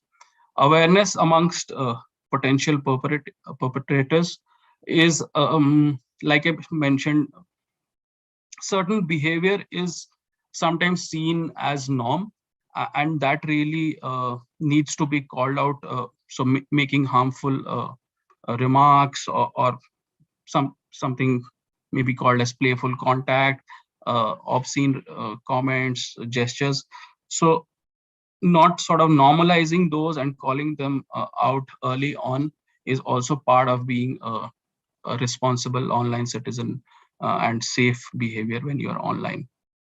So not being hurtful to other people when you're interacting with them. Destigmatization. This is of course a huge point that needs to be taken care of, that there needs to be awareness that the victim or the survivor is not really at fault, and so that other victims do not fear being chastised, and they do not sort of go without reporting in case there's an online abuse that they experience. And of course, wider dissemination. Any content that's being developed, whether it's online videos, whether it's the book that Prerna was mentioning, any content that's being, and tools that are being created are distributed as freely and widely to build sensitization on these issues. And one such channel is, of course, Sneha, the bot that we've developed. And it may be really worthwhile as part of this dissemination to include parents and guardians also along with adolescents. So I'll quickly get on to talking about Sneha, the tool that I've been talking about. It really addresses the lack of availability of accurate information on online CSE. So even if there is awareness, or there is a victim who wants information, or there's a parent who wants some information on these issues, the lack of really accurate information is something that needs to be handled. And through this campaign, we're trying to reach young users in the age group of 13 to 19. Since the bot is embedded on Facebook Messenger, and Facebook really doesn't allow young people to have accounts lower than age 13. So 13 is our sort of age limit. But it's, the idea really is to reach out to anyone who's online, especially young children going online. There's one kid that goes online, new kid, every half a second. So there's a whole lot of target audience that we need to reach out to this campaign. So the bot is a digital companion for people to improve knowledge on issues of adolescent health and well-being. It was launched earlier in 2019 as part of an extension of our Population Foundation's transmedia show Main Kuch Bhi Kar Sakti Hu. It was a television show uh, which spoke about issues related to adolescent sexual and reproductive health. So what really started out as an extension of that, and it provided a non-judgmental and a friendly persona uh, to the target audience, so that they could have conversations which they couldn't usually have with other people in the community. And the language and the tone of voice of the bot has really been co-created with adolescents through various tests and interactions with them. It has rich media features, videos, etc., engaging content like quizzes, stories to keep them coming back to the bot and learning more about issues which uh, impact their health and well-being. And yeah, so while it started as a bot on sexual and reproductive health, we've now expanded the scope to online safety, which is really important in the day and age today.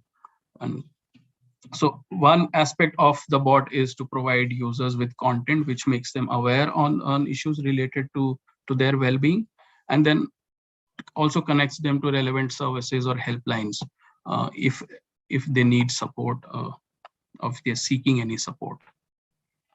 So like I said, it works on Facebook Messenger as of now.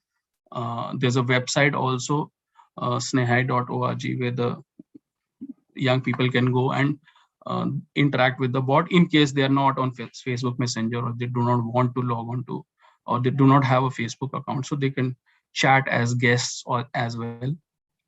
As of last year, we had some 8.67 million conversations on the original content on sexual and reproductive health, and as so different themes of contraceptive choices, safe sex, unplanned pregnancies, and other adolescent issues like child marriage, mental health, peer pressure, etc.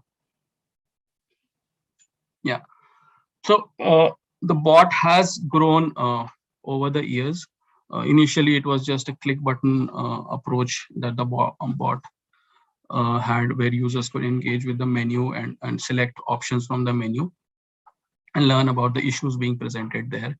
However, we've now moved on to natural language processing, and the bot is able to understand English text as well. So that's the language that most young people chat using. So Hindi language, but typed in Roman English script. So brings in a lot of flexibility and engagement onto the bot. And as part of our next version, we've now addressing the whole lack of availability of information around online child sexual exploitation and abuse. Targeting young people, there was a baseline survey that we did to understand the issues that we could build and themes that we could really build onto the bot. We've worked with a legal advisor to also advise us on building a strict privacy policy for the bot. So the themes that we are really covering now as part of online safety are divided into four broad heads. There's digital safety, which includes impersonation, hacking, financial fraud. There's harassment, which is really large, the largest bucket of cyberbullying, stalking, peer pressure, grooming, and self-doubt and shame, which covers trolling, sexual shaming, body shaming, victim teasing, and consent about sexting, and distribution of non-consensual images and videos. So it's all in an animated format, which is very engaging and entertaining to also look at and share.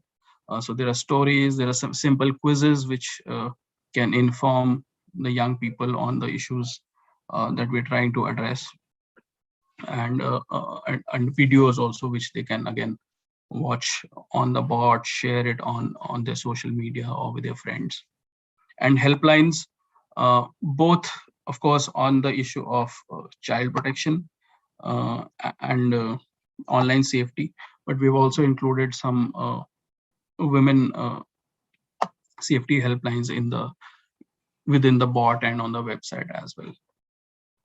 And as part of the tools, like I said, there's an online website where people can watch these resources, share these resources, chat with the bot with or without login. There is video content which can be shared freely otherwise also. And of course, the chatbot itself, which works on mobiles, which is really where all the young people are accessing internet now. In fact, more than 92% of them access internet only on mobiles. That's what our baseline also told us. So that's what I have on Snehai. And it's really on to all of us to get together and start the right conversations and create awareness on this issue. Thank you so much, Tejvinder. And it was a lovely presentation. And I think more and more people will now start using this chatbot, as you were saying. You said how many conversations you already had? We've had some 8 million conversations, and with this new campaign that we're now sort of going to launch, hopefully next month, we'll try and drive more and more awareness for the chatbot and of course the issue. Great, great. And it gets you also kind of tag it with Facebook Messenger. How does one find it on Facebook Messenger? So if you go to Facebook and type Snehai Aapki Dost, you can find the bot. That's a Facebook page that the bot is hosted on. Or what I'll also do is share the link to the bot in the chat box so everyone can look at it. And what permissions does it ask for to be used?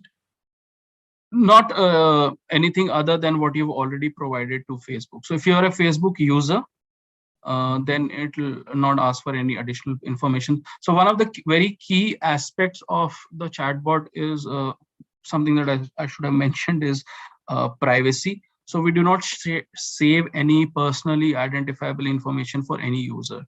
So all we really do is track aggregate level data. So how many males and females and meaning metadata.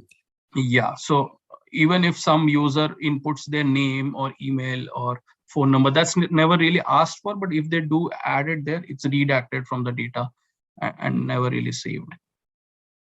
So privacy is one of the biggest sort of aspects that we sort of build in getting out to especially adolescents who are looking for a private and a non-judgmental space so that no one's really hearing their or reading into their conversations. Great. And how many people do you have behind that chatbot to, is it just a bot or there are people behind it? So it's a bot. It works on artificial intelligence. It understands your conversations and responds accordingly with the content that's already been built onto the bot. So there are different chat flows that are there, and it understands what you're trying to look for and tells you the information. And in case the bot cannot answer those queries, one is, of course, it tells you that I will not be able to answer that right away. And we take that data to build on more content or sort of address those bot breaks in subsequent development efforts. So it's really a robot. So when you get onto it, the young people or the adolescents are also told that it's a robot that you're speaking to.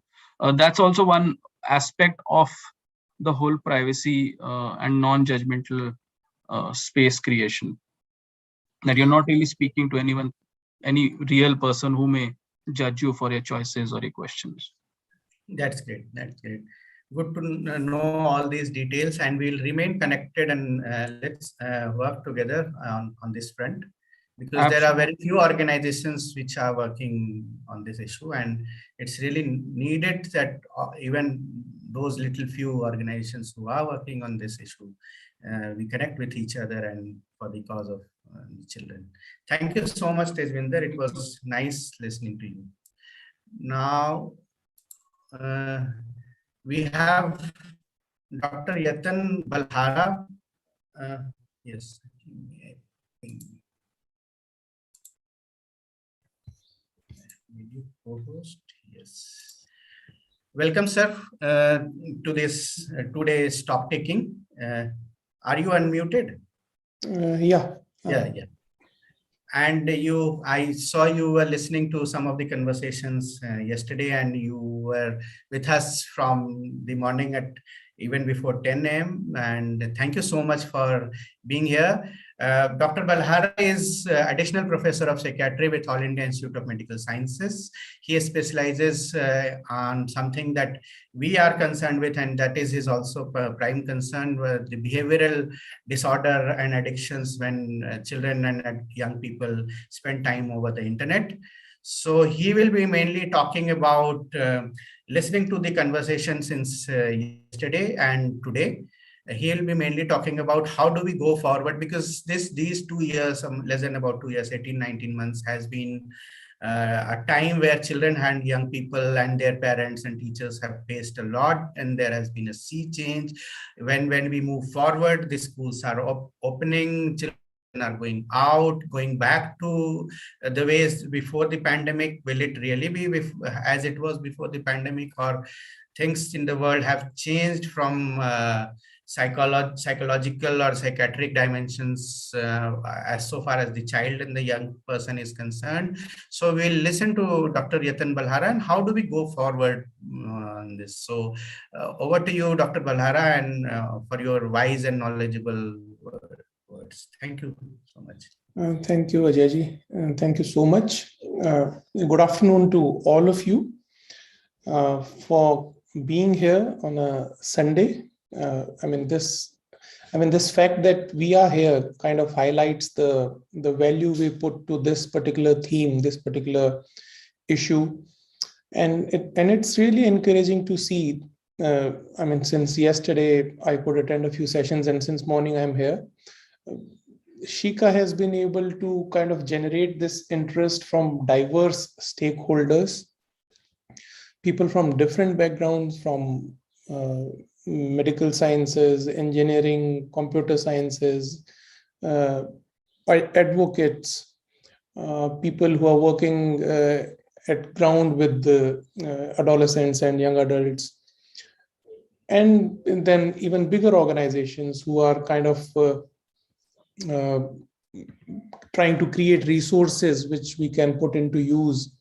We also had representation from some of the social media platforms yesterday as well. So this probably is what we need going ahead. If I were to kind of sum up, and actually I'll come to this statement at the end of my presentation as well. I've just put a word collaboration there, and that I believe is the key word that we need to kind of take along with us, and then work on that and find ways to build on that collaboration. I personally believe this is a great beginning, although it's a taking stock of what has been happening over the past year or so with regards to this platform. But I think this is a great chapter that we have started, and hopefully we'll be able to take it forward by contributing to it in our own capacities. Now, again, the challenge that I face is that since there are people from diverse expertise and backgrounds, so I think everything has already been said. So I won't be boring you. I won't be kind of spending your time looking through lots of slides. I have prepared just a few slides, maybe 6 or 7 slides. And I'll just focus on one particular component of this whole scheme of things.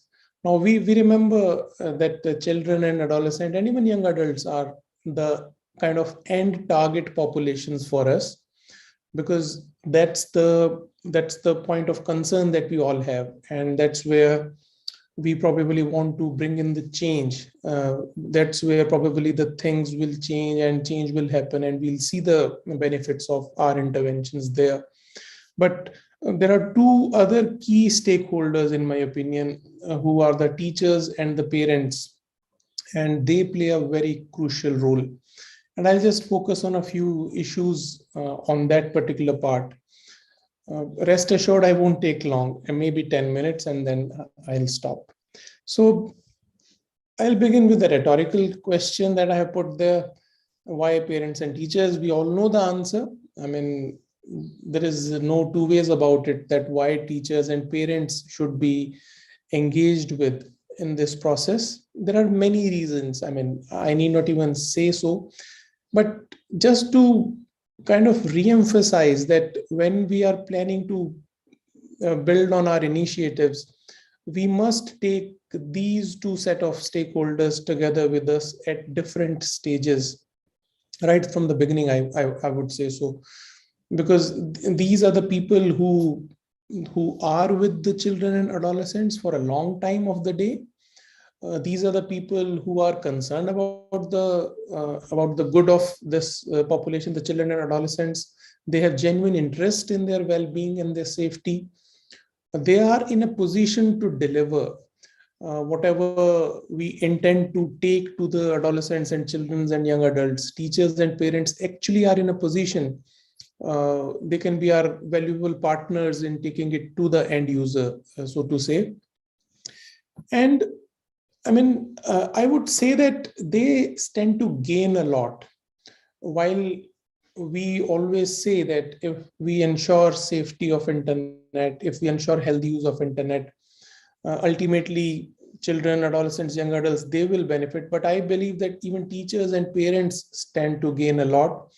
And that is what I'm saying from my experience from our clinic at AIMS, Behavioral Addictions Clinic, as well as my interaction with the teachers, the students in different schools where we tend to go and we talk about this theme. This is a major concern. Maybe people are still recognizing the importance of this theme, but at least my experience says that when we interact with parents and teachers, this is one topic that always comes into the conversation in one way or the other. And it impacts the studies, it impacts their emotional health, the children and adolescents' emotional health. It impacts their career prospects going ahead. And it impacts their overall interaction with the people around them, not just their peer group, but even elders and younger people to them. So parents and teachers also have a lot at stake. So that's the reason why I put this slide always why. And we just need to reiterate that they are important stakeholders and we must not miss them whenever we are talking about this. Now, again, I think Ms. Sonali told in her presentation that they found quite a large proportion of respondents in one of their surveys. They were actually aware of some of the key online safety related issues. And I would concur with that observation because these days, parents or teachers, they know quite a bit. At this point in time, I won't say that they are not aware of the issue. They are, maybe not to the extent and the way we would like them to, because there are still some deficits in terms of the knowledge that they have. And that becomes evident when we kind of see these children, adolescents, young adults in our clinic. Usually when they come to us for help, it's after a gap, that lag phase between the onset of the problem and the parents seeking help. That delay is significant, that's enormous. Usually they present to us when the problems have reached a very significant level. Maybe if I have to quote some examples, we tend to get cases where the student has been kind of literally failed a final exam. In some cases, they have been kind of removed from the colleges that they were attending because they could not take the classes. They were busy with their gadgets and internet. At times, there are even cases of physical violence against parents. So usually what we see is when things get really out of hand and things get really bad. So I personally believe that there are a few things that parents and teachers must be aware of. And again, this is based on multiple studies that we have carried out over the last 2 years or so. We have tried to explore the gaming behavior of students. We have tried to explore the social media use patterns. We have tried to explore the OTT platform usage patterns. And we have published these findings, but I won't kind of tell you the results and take your time with that. The key themes that I believe that we need to focus on when we talk about internet, its safety, its healthy use with parents and teachers is that we must emphasize that it's a major concern. It may seem a very innocuous, a very mild kind of a thing, something that most of the people around us are engaged in terms of using it, technology. But we need to emphasize that when things go wrong, they go wrong in a big way, and the consequences can be very significant. And many times the consequences are not short lasting. These consequences, they might not be kind of rectified completely despite of interventions, and the the child or the adolescent, they might have to live with the consequences for rest of their lives in certain cases. So it is a major concern. It's just not something that happens with some people. It's something that can potentially happen with many people around us, and both the parents and teachers, they should kind of spend more time on this theme. Why I say so is that the teachers, the schools are getting aware on this theme. And that's why they invite us and others, other experts, and they have these lectures and sessions and presentations. But I kind of see that most of the times these are only standalone initiatives. There may be one lecture or one interactive workshop that happens once a year. But given the fact that internet is there with adolescents and children throughout the year, and they're spending time with internet and gadgets at least a few hours every day at this point in time, uh, it has to be a more continuous or a more concerted kind of an effort where we keep engaging these students, these children and adolescents on an ongoing basis, and not just something that happens as a knee-jerk reaction to some media news that comes up that there was this group in a school that they found out they were sharing some objectionable picture of somebody, and then the school, they respond and they hold one lecture. I think we need to move beyond that approach now. We need to move in the direction of kind of making it part of the curriculum in some way or the other, so that this is there. Every child kind of learns these things. That's very important. Second point, what we need to emphasize is, I think Mr. Tejwinder in one of his slides very well depicted that there are multiple safety related issues. At times we kind of restrict ourselves with kind of cyberbullying or maybe stalking, and we couple of more words. But if you kind of recollect what his slide showed was, I think it was full of terms, and there are multiple safety related concerns that children are faced with when they are using internet. And the same is true for health related issues as well. Gaming disorder is a reality today. It's not just a fiction. People using internet in a excessive and problematic manner is again a reality today. There are kids around us who are kind of using social media in ways that is not healthy. It is not good for their psychological health. Our interaction with technology can have adverse physical health consequences as well. I mean, in some cases, it can even have legal consequences. So there are multiple issues, and we need to focus on all of them. We cannot restrict ourselves to maybe a couple of issues and then kind of put others under the carpet. We need to have a overarching approach that is comprehensive and takes into consideration all the themes and issues that are at hand.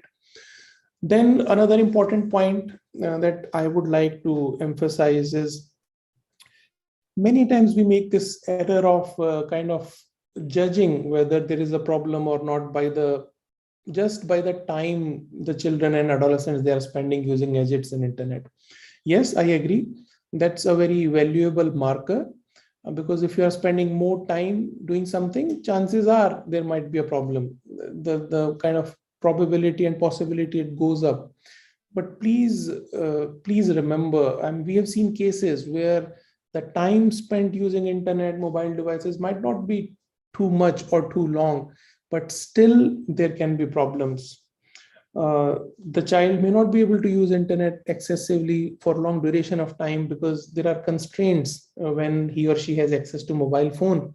But it's just not the amount of time you are spending, it's more of the purpose, the reason, the activities you are engaging in. So it's more comprehensive rather than just being the time that should be the concern.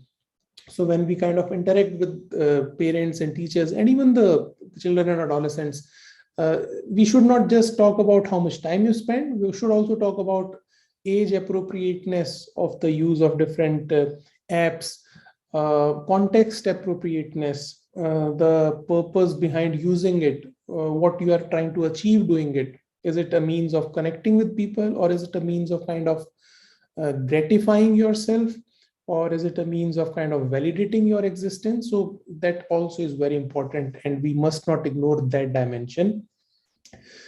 Finally, another point that we need to emphasize a lot is this, I would say now, one thing that we have observed across all our studies is that we need to kind of see what kind of screen time the children and adolescents they are engaged in. Multiple studies that we have done, they have shown that recreational screen time is qualitatively a different concept as compared to educational screen time. So many times parents and teachers, they come up with this concern that now even classes are online. And I believe that even going ahead, there might be times when there will be online events and classes happening for the students. But we have observed, and there is literature beyond our studies as well, that has shown that educational screen time is not same as recreational screen time. So recreational screen time can potentially lead to addiction, problematic use, excessive use, but we have not seen that with educational screen time. Yes, if you look at a screen for long periods of time, you can have eye strain, dry eye, but those pain in your back, pain in your neck, if your posture is not correct, but those are the issues which you can correct by taking some simple steps. So we should not kind of hesitate while we kind of recommend use of technology for educational activities, and we need to kind of demarcate the kind of screen time that we're talking about. So that should also be one of the focuses. We should not just club everything together and kind of put everything in the same basket. We need to treat different purposes, different reasons behind screen time differently, because the consequences, the repercussions are very different. Now, again, in terms of what teachers and parents are doing, they are doing quite a bit.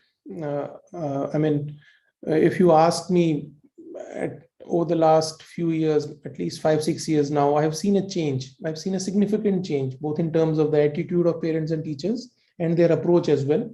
And there were times when they would challenge that how internet addiction can even be a word. Addiction happens to things like drugs and alcohol and cigarettes. How you can put these things together in the same sentence. But now that acceptance has come in, also this attitude of seeking help when there is need, that has also come in. But again, I would say this approach or our response has to be on an ongoing basis. It should not be simply holding one lecture once a year and then kind of forgetting it till the next year. That should not be there. Second, as parents, they need to be more engaged and involved in the digital life of their children. There is nothing wrong in knowing what your children are accessing over mobile phones and internet, because there is something called as age appropriateness of doing an activity or a behavior from the safety perspective as well as from the health perspective. So parents, they need to be more involved and engaged, not as an adversary and not as a person who is there to kind of oppose whatever the child is going to say, but as a partner in the process. So that again is very important. Also, we need to look beyond imparting knowledge. of course, I'm not saying that knowledge is not important. Knowledge is the beginning of bringing in the change. And we must educate all the relevant stakeholders on the importance of this theme. What are the different dimensions? What are the concerns? What are the consequences? But simply telling is not good enough, in my opinion. We need to focus on building skills and bringing in a change in the attitude. Because the way I look at things is that internet gadgets is something that most of the people, as we go ahead in our lives, they are going to use them at some point in their time. Some may be using it less, others might use it more.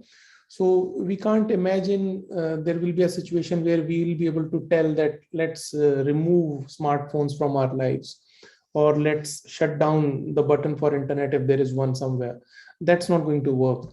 So our focus should be on helping children and adolescents learn the skills and develop an attitude of living with internet and gadgets in a safe and healthy way. So besides knowledge, we must look at skills and attitude. And I could see many presenters, they talked about that. They talked about the interventions that they are developing, the bots that they are creating, the steps that social media platforms they are taking. Ms. Sonali also shared what they are proposing to do in terms of building that TQ that she talked about, that concept that she introduced. So we need to focus on that as well. We at our clinic have also created something in this direction. We have very recently concluded a brief study on this as well. So we have developed this intervention, an e-health intervention for gaming disorder. This again is targeted at students. This is a project that we did with Indian Council of Medical Research. They have provided us the funding for this. This is a simple online intervention and has 4 modules, which introduces them to the concept of addiction, addiction to internet, gaming, and things like that. Basics of what this is actually. Differentiating between gaming and gaming disorder. What are the myths around this topic? But rather than giving them just the knowledge, it gives them some skills as well. For example, this 3rd module, it kind of talks about and teaches them how they can screen themselves for possibility of gaming disorder, how they can pick up if there is an indicator of them having any gaming disorder. And finally, the final module talks about what are the self-help interventions that the students can engage in to reduce the risk of having gaming disorder, and what they can do if they think either they or somebody that they know of kind of develops some kind of problems related to gaming disorder. So this is freely available. You are most welcome to visit our website and have a look there. And as I started, this is the key word going ahead. Shicaa is, in my personal opinion, is a great platform. Probably, as far as I know, the only one that attracts people from diverse backgrounds, diverse expertise, who are willing to come together and share their work. And I think now is the time that when we move ahead, we plan activities together, we collaborate on the areas that are of mutual interest to us, so that we can bring in a sustained change at a much larger scale. So with that, I'll stop. I once again thank Ajay ji for his never-ending and never-tiring efforts, and especially thanking him for inviting me to share my thoughts. Thank you so much. Thank you so much, Dr. Ballara. It was nice listening to you, and your ending words kind of, which is an advice for all of us. All of you present here, and for all those who would be listening to this video later on YouTube and other platforms. Dr. Ballara and Behavioral Addiction Clinic, All India Institute of Medical Sciences, is also a founding member of this alliance, Shicaa. So we started this whole journey with Shicaa in 2019. And then during these COVID times, it was very rarely we could meet each other or have meetings in physical mode, but or even visiting each other's office, or visiting schools and institutions of mental health was kind of very limited. So, but now is the time we are kind of picking it up, and hopefully this kind of interaction in physical mode will increase. We will have more meetings, more sustained efforts, joint efforts. And this is also a call for more and more people to join. I think I hand over to Dheeraj now, who is with Partners in Change. Partners in Change is also a founding member of this alliance, and he will be taking us through on how do we go about it. And then we also have a website where we have sections on membership. We encourage everybody to become members and plan jointly, and not just events but also activities. As Dr. Balara was saying, we need to do sustained activities. Events like these are very, very important, where we exchange knowledge, but kind of joining each other's with the different skill sets that we have. And that is also important when we start working with parents, teachers, and children and young people. Over to you, Dheeraj. Thanks, I Ajay. Hope you. I am audible. Yes. Yeah, great. Thanks, Ajay, for inviting me. And I think my job is made easy by Professor Balhara. He has already, in a way, summarized the kind of discussion that happened over the 2 days. And it was full of insights. And also, it was like the kind of diversity we had in terms of different spaces and the range of experts who came with their work and the domains where they have their own interest and expertise, which is very good for this forum in a way. And just to look at some of the interventions, if we looked at scope for trainings and how those have been done. There was a discussion around tools that have been developed. There was also discussion about influencing curriculums, which is a very critical aspect. Then looking at policy response, not only from business side, also from the state. And we had representatives both from state as well as the business, talking about the kind of interventions they are making and how they look at this work. Then we also had interventions which are tech-based, and yesterday Tushar had spoken about how AI in itself has scope for how AI community itself can take certain actions. And today we also saw from PFI that how SNEI app, chatbot in itself is bot is in itself a solution, an empowering solution. So then there is research both from practitioners as well as from academic space, and we have seen doctors, psychologists intervening in this space. So it was full of diversity. And now building on these 2 days of discussion, I feel that we can open this floor for attendees here, and if we can think more about how to achieve some of these things, if we are looking for very concrete engagement. And some of these suggestions from Professor Balhara about having some kind of continuity also in terms of interaction, and not only in terms of one of the programs happening here and there. And also what we as experts in this platform can offer in terms of expertise or areas of collaboration that we think about. If some of us can please talk about those. I open the floor and we can freely talk about some of our suggestions for way forward. Anybody can now it is free for discussion, so anybody can unmute oneself on his or her own and speak.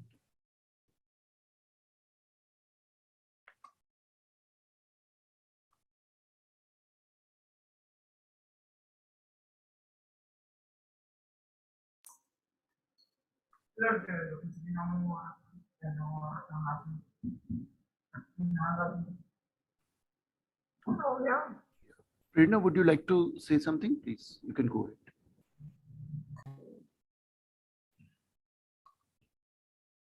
Okay, I think that this becomes a huge challenge that you have, like it's, we have diverse points of intervention in a way. I think the way this forum has come about and the kind of discussion we had. So maybe in terms of very small steps also that we feel that could be taken up in coming year, and where many of the members or attendees at this forum can also contribute. Would be good to have even observations on some of the presentations of it.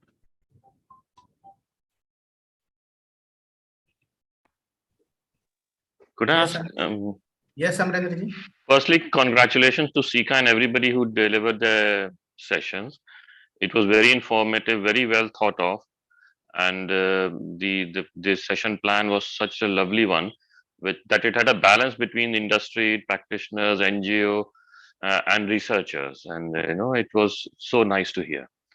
My question and an observation goes to Tejinder's experiment with the Shicaa AI, Sneha AI app and the bot. What it appears to me at the moment, that it's got a good collection of frequently asked questions, but delivered in a nice manner, which is very interactive, and it's not just a big list, but it comes it tailor makes the answers to the question.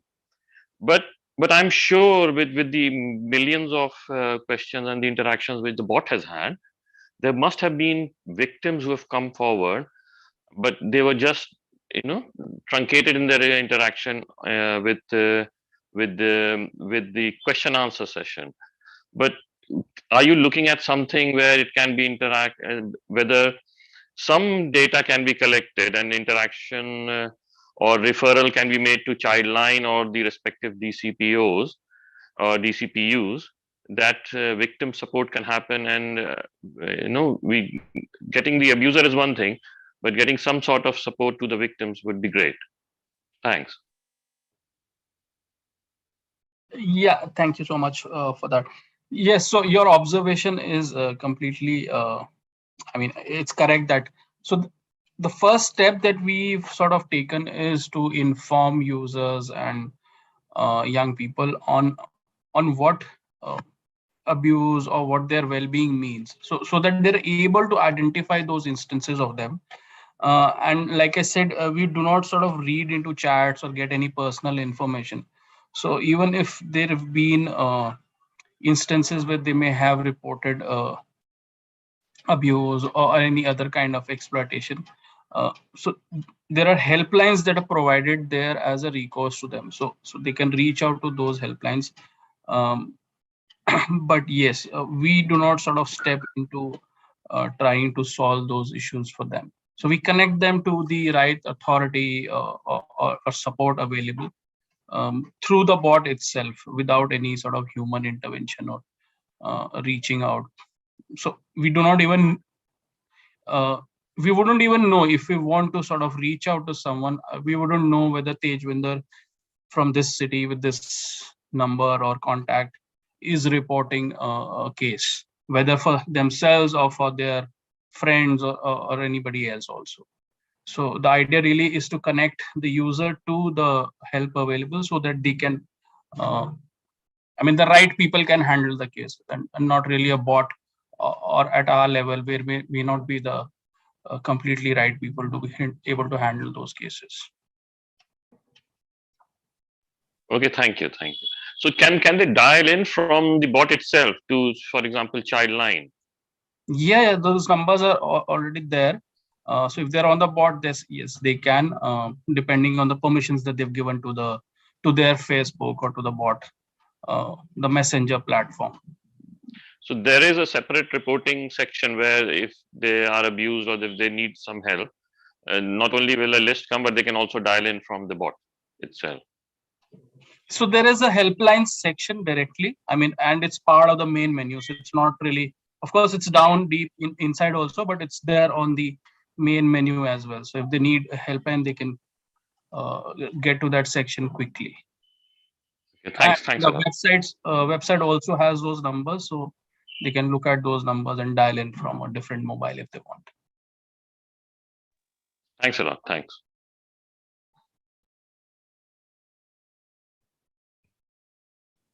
Thanks, Yeah, if I may, with your permission. Yeah, please. There has been a lot of inputs from all angles regarding the victimization of victims of children of cybercrime and all the cyber-related security matters. And just as Sir Amarendra had pointed out, he was also more concerned about getting or seeking help for the children through the board which has been developed by Population Foundation of India. What I was also concerned is that, there are also perpetrators, or what we call children offenders, who are below 18 years, who themselves knowingly or unknowingly get involved into such activities, and they themselves become offenders, and they have been charged under certain sections under IPC and IT Act, and then they have been taken up under the procedures of the JJ Act also. So what I'm talking about is the category of children whom we refer to as children in conflict with law. So, are there any provisions within this helpline where children who could also be termed as, children in conflict with law, or possible or potential,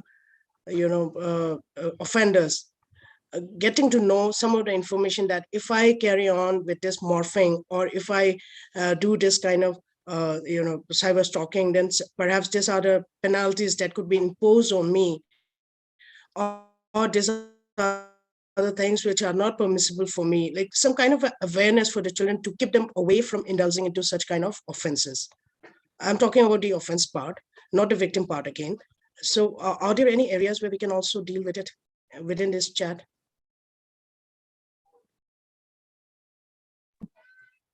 Yes, I mean, yes and no. I mean, both. So currently there isn't any sort of such section where there is direct awareness or information available for offenders.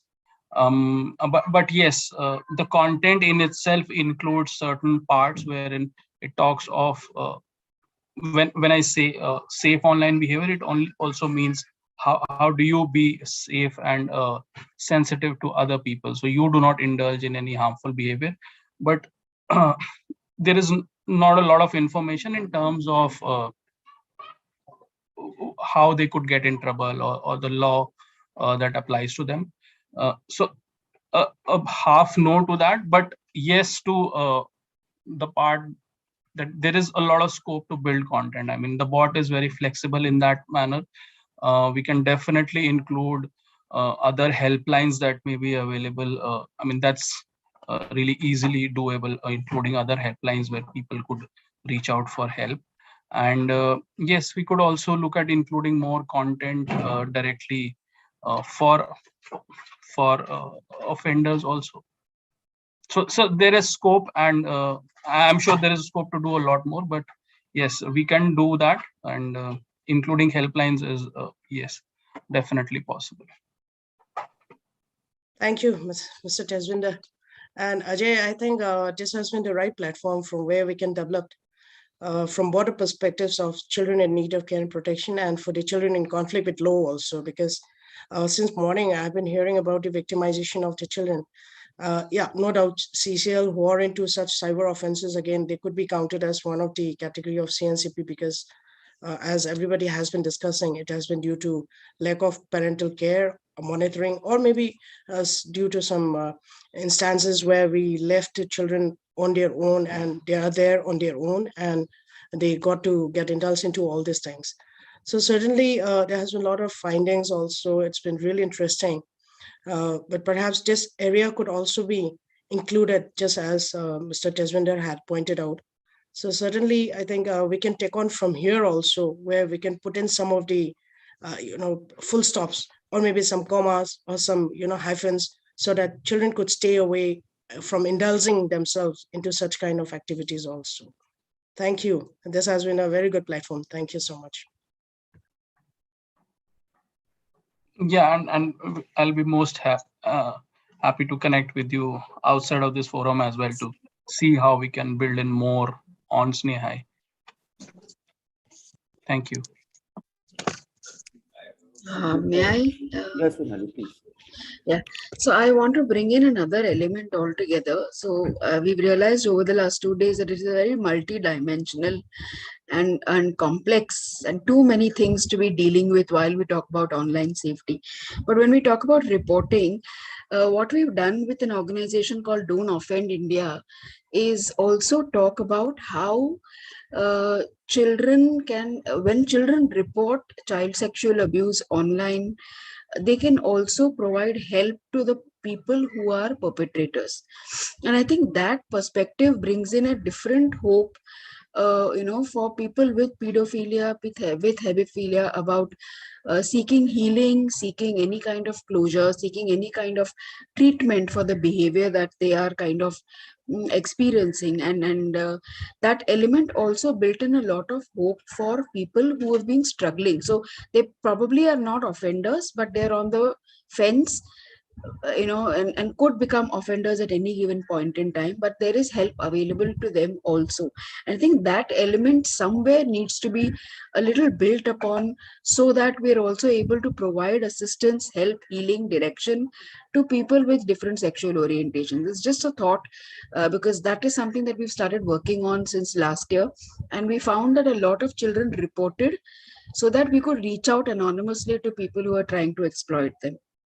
Another point that I want to raise is, with Mr. Tejinder, I think the app is brilliant. And I think if we can have local organizations also be a part of it, where we could, I agree with Mala altogether on building local support systems through the app, where we're also almost doing the same thing of providing legal and psychological support to victims of online distress on the helpline.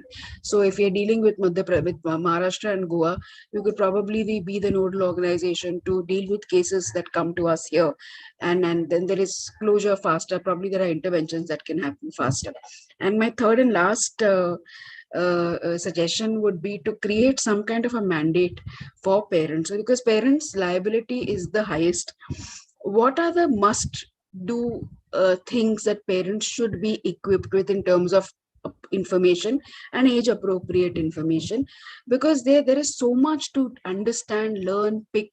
I think probably with the age of children that they're parents of, maybe some kind of a module or content that needs to be specifically designed on, these are the mandates, or this is the mandatory information every parent must have. Because digital literacy does not incorporate safety elements at all. It is only about understanding platforms. It has to be a very comprehensive approach about digital safety, or digital literacy is inclusive of online safety norms, and then you are called a digitally literate person or an individual. And I think that mandate would also be good for schools to run these programs for parents on their own through the resources that they provide.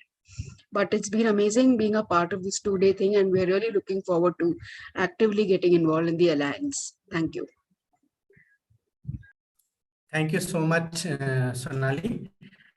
And I think, yes, it's very important that all the actors, especially the experts who are on the intervention side, on the solution side, they remain connected, and they act in a connected manner, like and hold each other's hands, because that is very, very important when we are talking about solution for the children and the teachers and the parents, because it's a great experiment, and it's a great tool, Snehai, that is there. There are other tools also. Snehai is definitely one of the latest and the better ones. And the best part is that, as Tejwinder has told, that it is an evolving tool, meaning it is not something which is already there and it will remain like that forever and ever, meaning it is an evolving tool. And it was really good to know from him that the Population Foundation of India is kind of ready to kind of make certain changes, add certain buttons.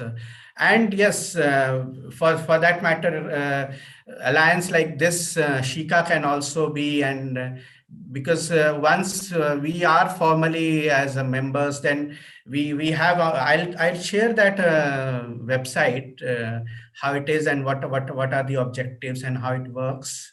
So the information clearing house, and that is something which we as an alliance do, and this can be a great facilitating point also. The alliance can be, I'll share that screen, just give me allow.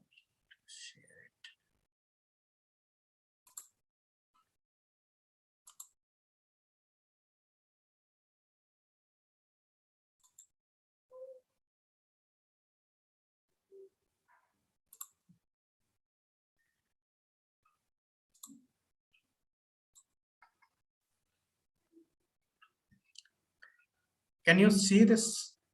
Can everybody see this screen? Yes.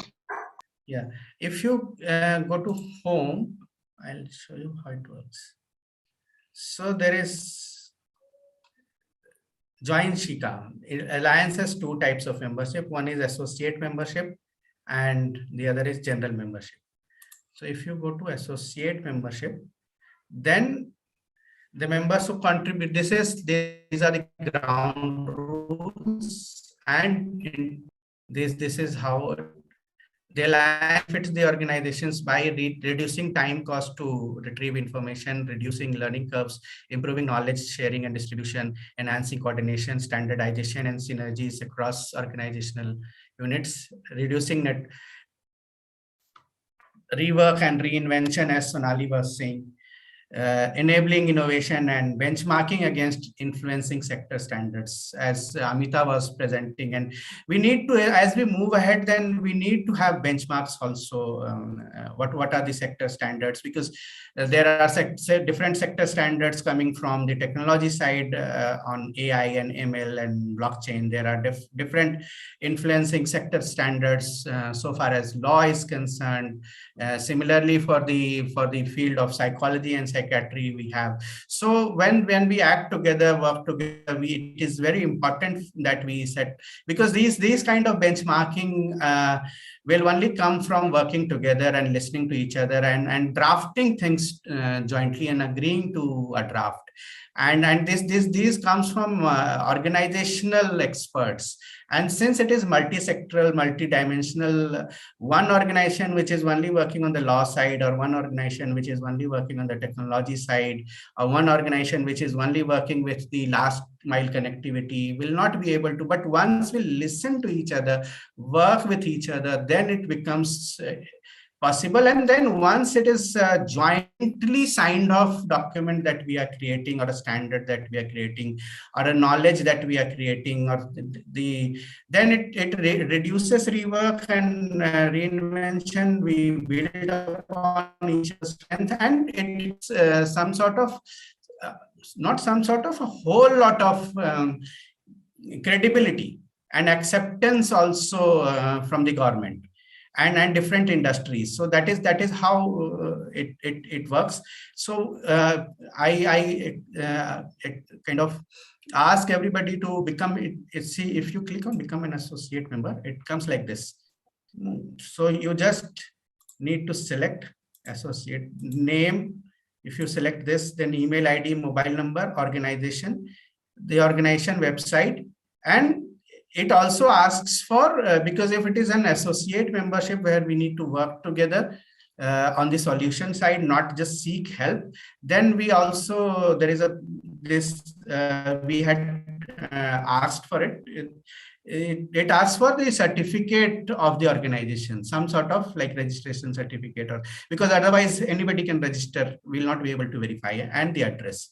And if you look at the general membership is for generally for teachers, parents, individuals. I'll go back to general membership, how it works. It is for those who are seeking help, not on the side of providing solution. See, this is how it works, because this, and general members are generally schools, colleges, universities, departments. But if an institution, whole university or whole school wants to become member, the chairperson of the school or the principal of the school and the school board decides, then they have to take associate membership.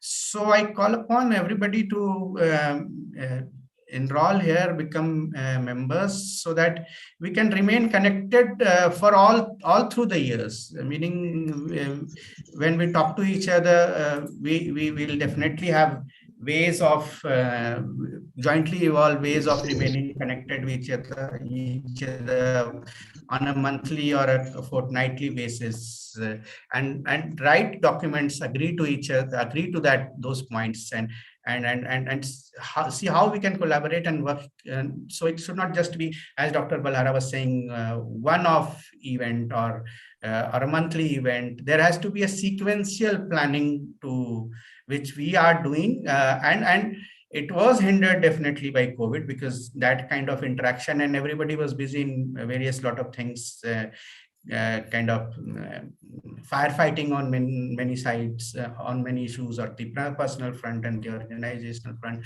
But now is the time when we meet each other, and we can also have continuous, maybe a monthly meeting sort of on virtual platform, and meetings at the physical front, and work on these things.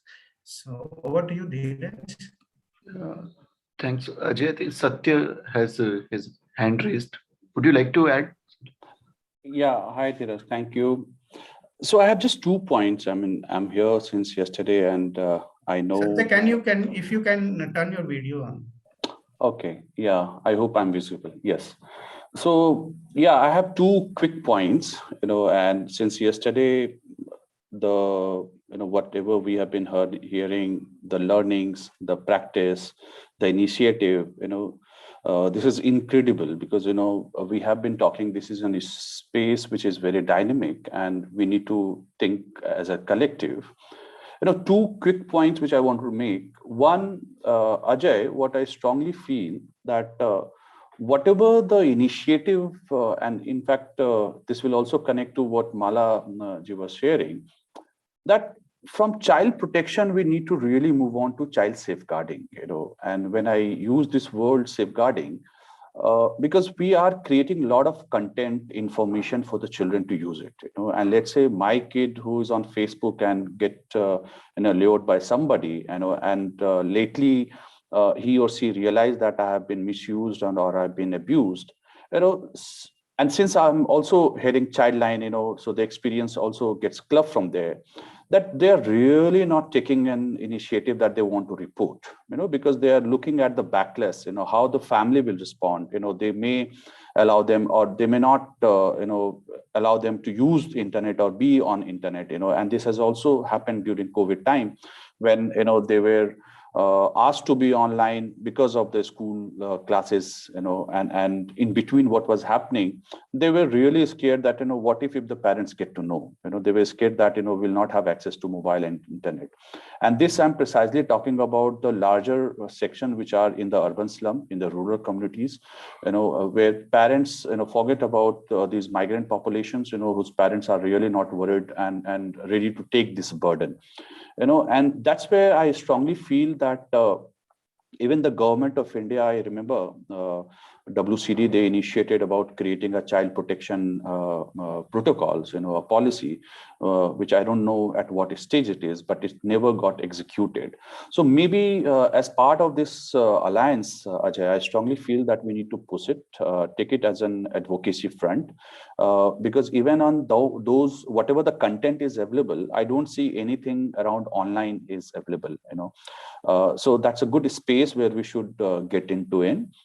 Secondly, which is very important, because largely, as I said yesterday as well, that we are working on human trafficking, and I know how this human trafficking has gone into this online space, making friendship over Facebook, WhatsApp, in fact, last week I had 2 such cases, where we are currently working, where the girl is from Nepal and the perpetrator is from India, and they just developed friendship over Facebook, and she landed up in Himachal Pradesh.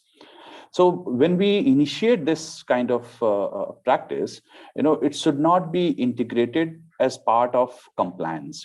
How do we see that, it is more taken as or beyond compliance mechanism, you are feeling accountable and responsible to do it, and Ajay, since you are also working with the school, so as what we realize that, when you initiate such kind of activities, they just want to see as a tick mark, that, okay, we have this, a counselor in place, which is more from a compliance perspective. So maybe when we are doing these activities, let's keep this in mind. Otherwise, all these hard work, great initiative, and our last recipient, which is the children in concern, I would doubt that, will have, a greater impact. And this also connect to what Tushar was saying, this space is changing, very rapidly. How do we really equip them to take care of it? So yeah, even the children, those who have experienced abuses, they don't want to come back and report. How do we really facilitate? And that is something, because once I'm reaching with my awareness program and I'm not giving them much space and opportunity to report, the level of confidence and trust which you have developed on the trainer, or on the platform, it's not easy that, they will easily go and ring 1098. So with this, I think we have a lot of work to do as a collective, as an alliance. And I strongly feel that advocacy and making government responsible will be very important. Thank you. Thank you, Satya. I think Navdeep Singh was raising hand. Navdeep Singh, you want to speak?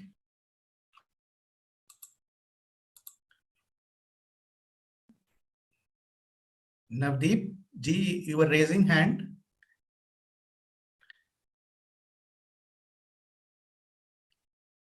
Okay, I think he's not there. So over to you, Dheeraj. I think we can go ahead for winding. I think we can just see if there are any more contributions or inputs, and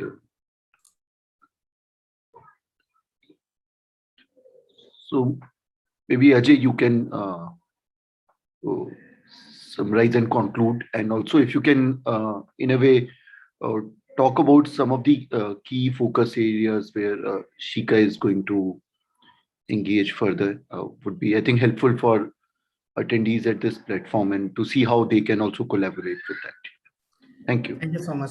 Thank you so much. And before I conclude, let me thank everybody. Let me thank Dheeraj first and Partners in Change, because this Zoom meeting that we are having is on PIC's platform, Partners in Change's platform, and that is how collaboration works. I thank Dr. Balhara, All India Institute of Medical Sciences. Thanks Satya Prakash, FXB Suraksha, and thanks to Yogesh ji from AFT Pratidhi, all the founding members of this alliance, and thank everybody who came and presented and listened to each other. Thanks to all the speakers, from Tushar to Dr. Dhaval Gupta, to Shireen, to Mala. Thanks to Anika, thanks to Preeti ji. So thanks to whom we listened to today, Tejvinder, and all those who participated and listened to and spread the word forward. And in fact, it will help. It has helped and it will help later also, because people have kind of entered into this online fatigue, and people very rarely join on online events and join, and many of us, including me, want to listen to the conversation and important events on YouTube after the event is over. So this conversation will be also seen and heard later, and we'll be publishing short videos out of this for different sessions, so that, because different sessions are of interest for different people. Moving forward, as Dheeraj requested me, we will be having another event in Delhi at India International Center in Delhi, where we will launching the books and having meeting at the auditorium. This was due from 2020. In fact, the auditorium was booked for March in 2020, and the COVID struck, and we had to kind of postpone it. Now we'll have it. Then we'll have once we'll also send you emails on becoming associate members, and those who become associate members, we'll have regular meetings on and definitely what we want to work on is becoming an information clearinghouse and sharing information with each other and joining hands on different researches, and definitely the benchmark. because benchmarking is something which is very, very important, and every industry has a system and a process for its own benchmarking of its own knowledge set and skill set. And this being from a very different and diverse kind of portfolios and that we work on, we also need to have information and knowledge from law, from technology, from psychology, from psychiatry, to the educationists. So we all need to work together in terms of what benchmarking are we creating, because it is not very advisable to see that, okay, we did this thing and it moved in a different direction, became a little counterproductive or did not yield that kind of a result which was envisaged. So if we can have those things within our own communities. So we'll be having these kind of conversations very regularly, sending out notes and seeking feedback on those notes and coming out with agreeable drafts on benchmarks and what should be done, what is the best way forward. So with this, I thank you everybody and goodbye. And Sonali has been there and has been running the organization in Maharashtra and Goa, and she is very enthusiastic about kind of collaborating on the research front and on the work front, and I think she has been a brand ambassador for the theme. In fact, even before we started work on this. So there are more people who could not join this conversation during these 2 days, but who have been part of it. And we will come to each other, listen to each other, meet each other. With these words, I thank you all and goodbye. We'll share the links of the YouTube videos, and please spread the word further and give us about a week for the report and separate videos, and we will share all those with you. Thank you so much. And all those who volunteer for some sort of help or some sort of kind of tasks that they want to take on themselves or their own organizations for the alliances are also most welcome to write to on info@shicaa.org. info@shicaa.org. Please do, or please write, connect with anybody, connect with Dheeraj or Satyaprakash or me or Dr. Balhara, and we will be very happy to accommodate and listen to everybody and work together. Thank you so much. Thank you. Bye. Thank you.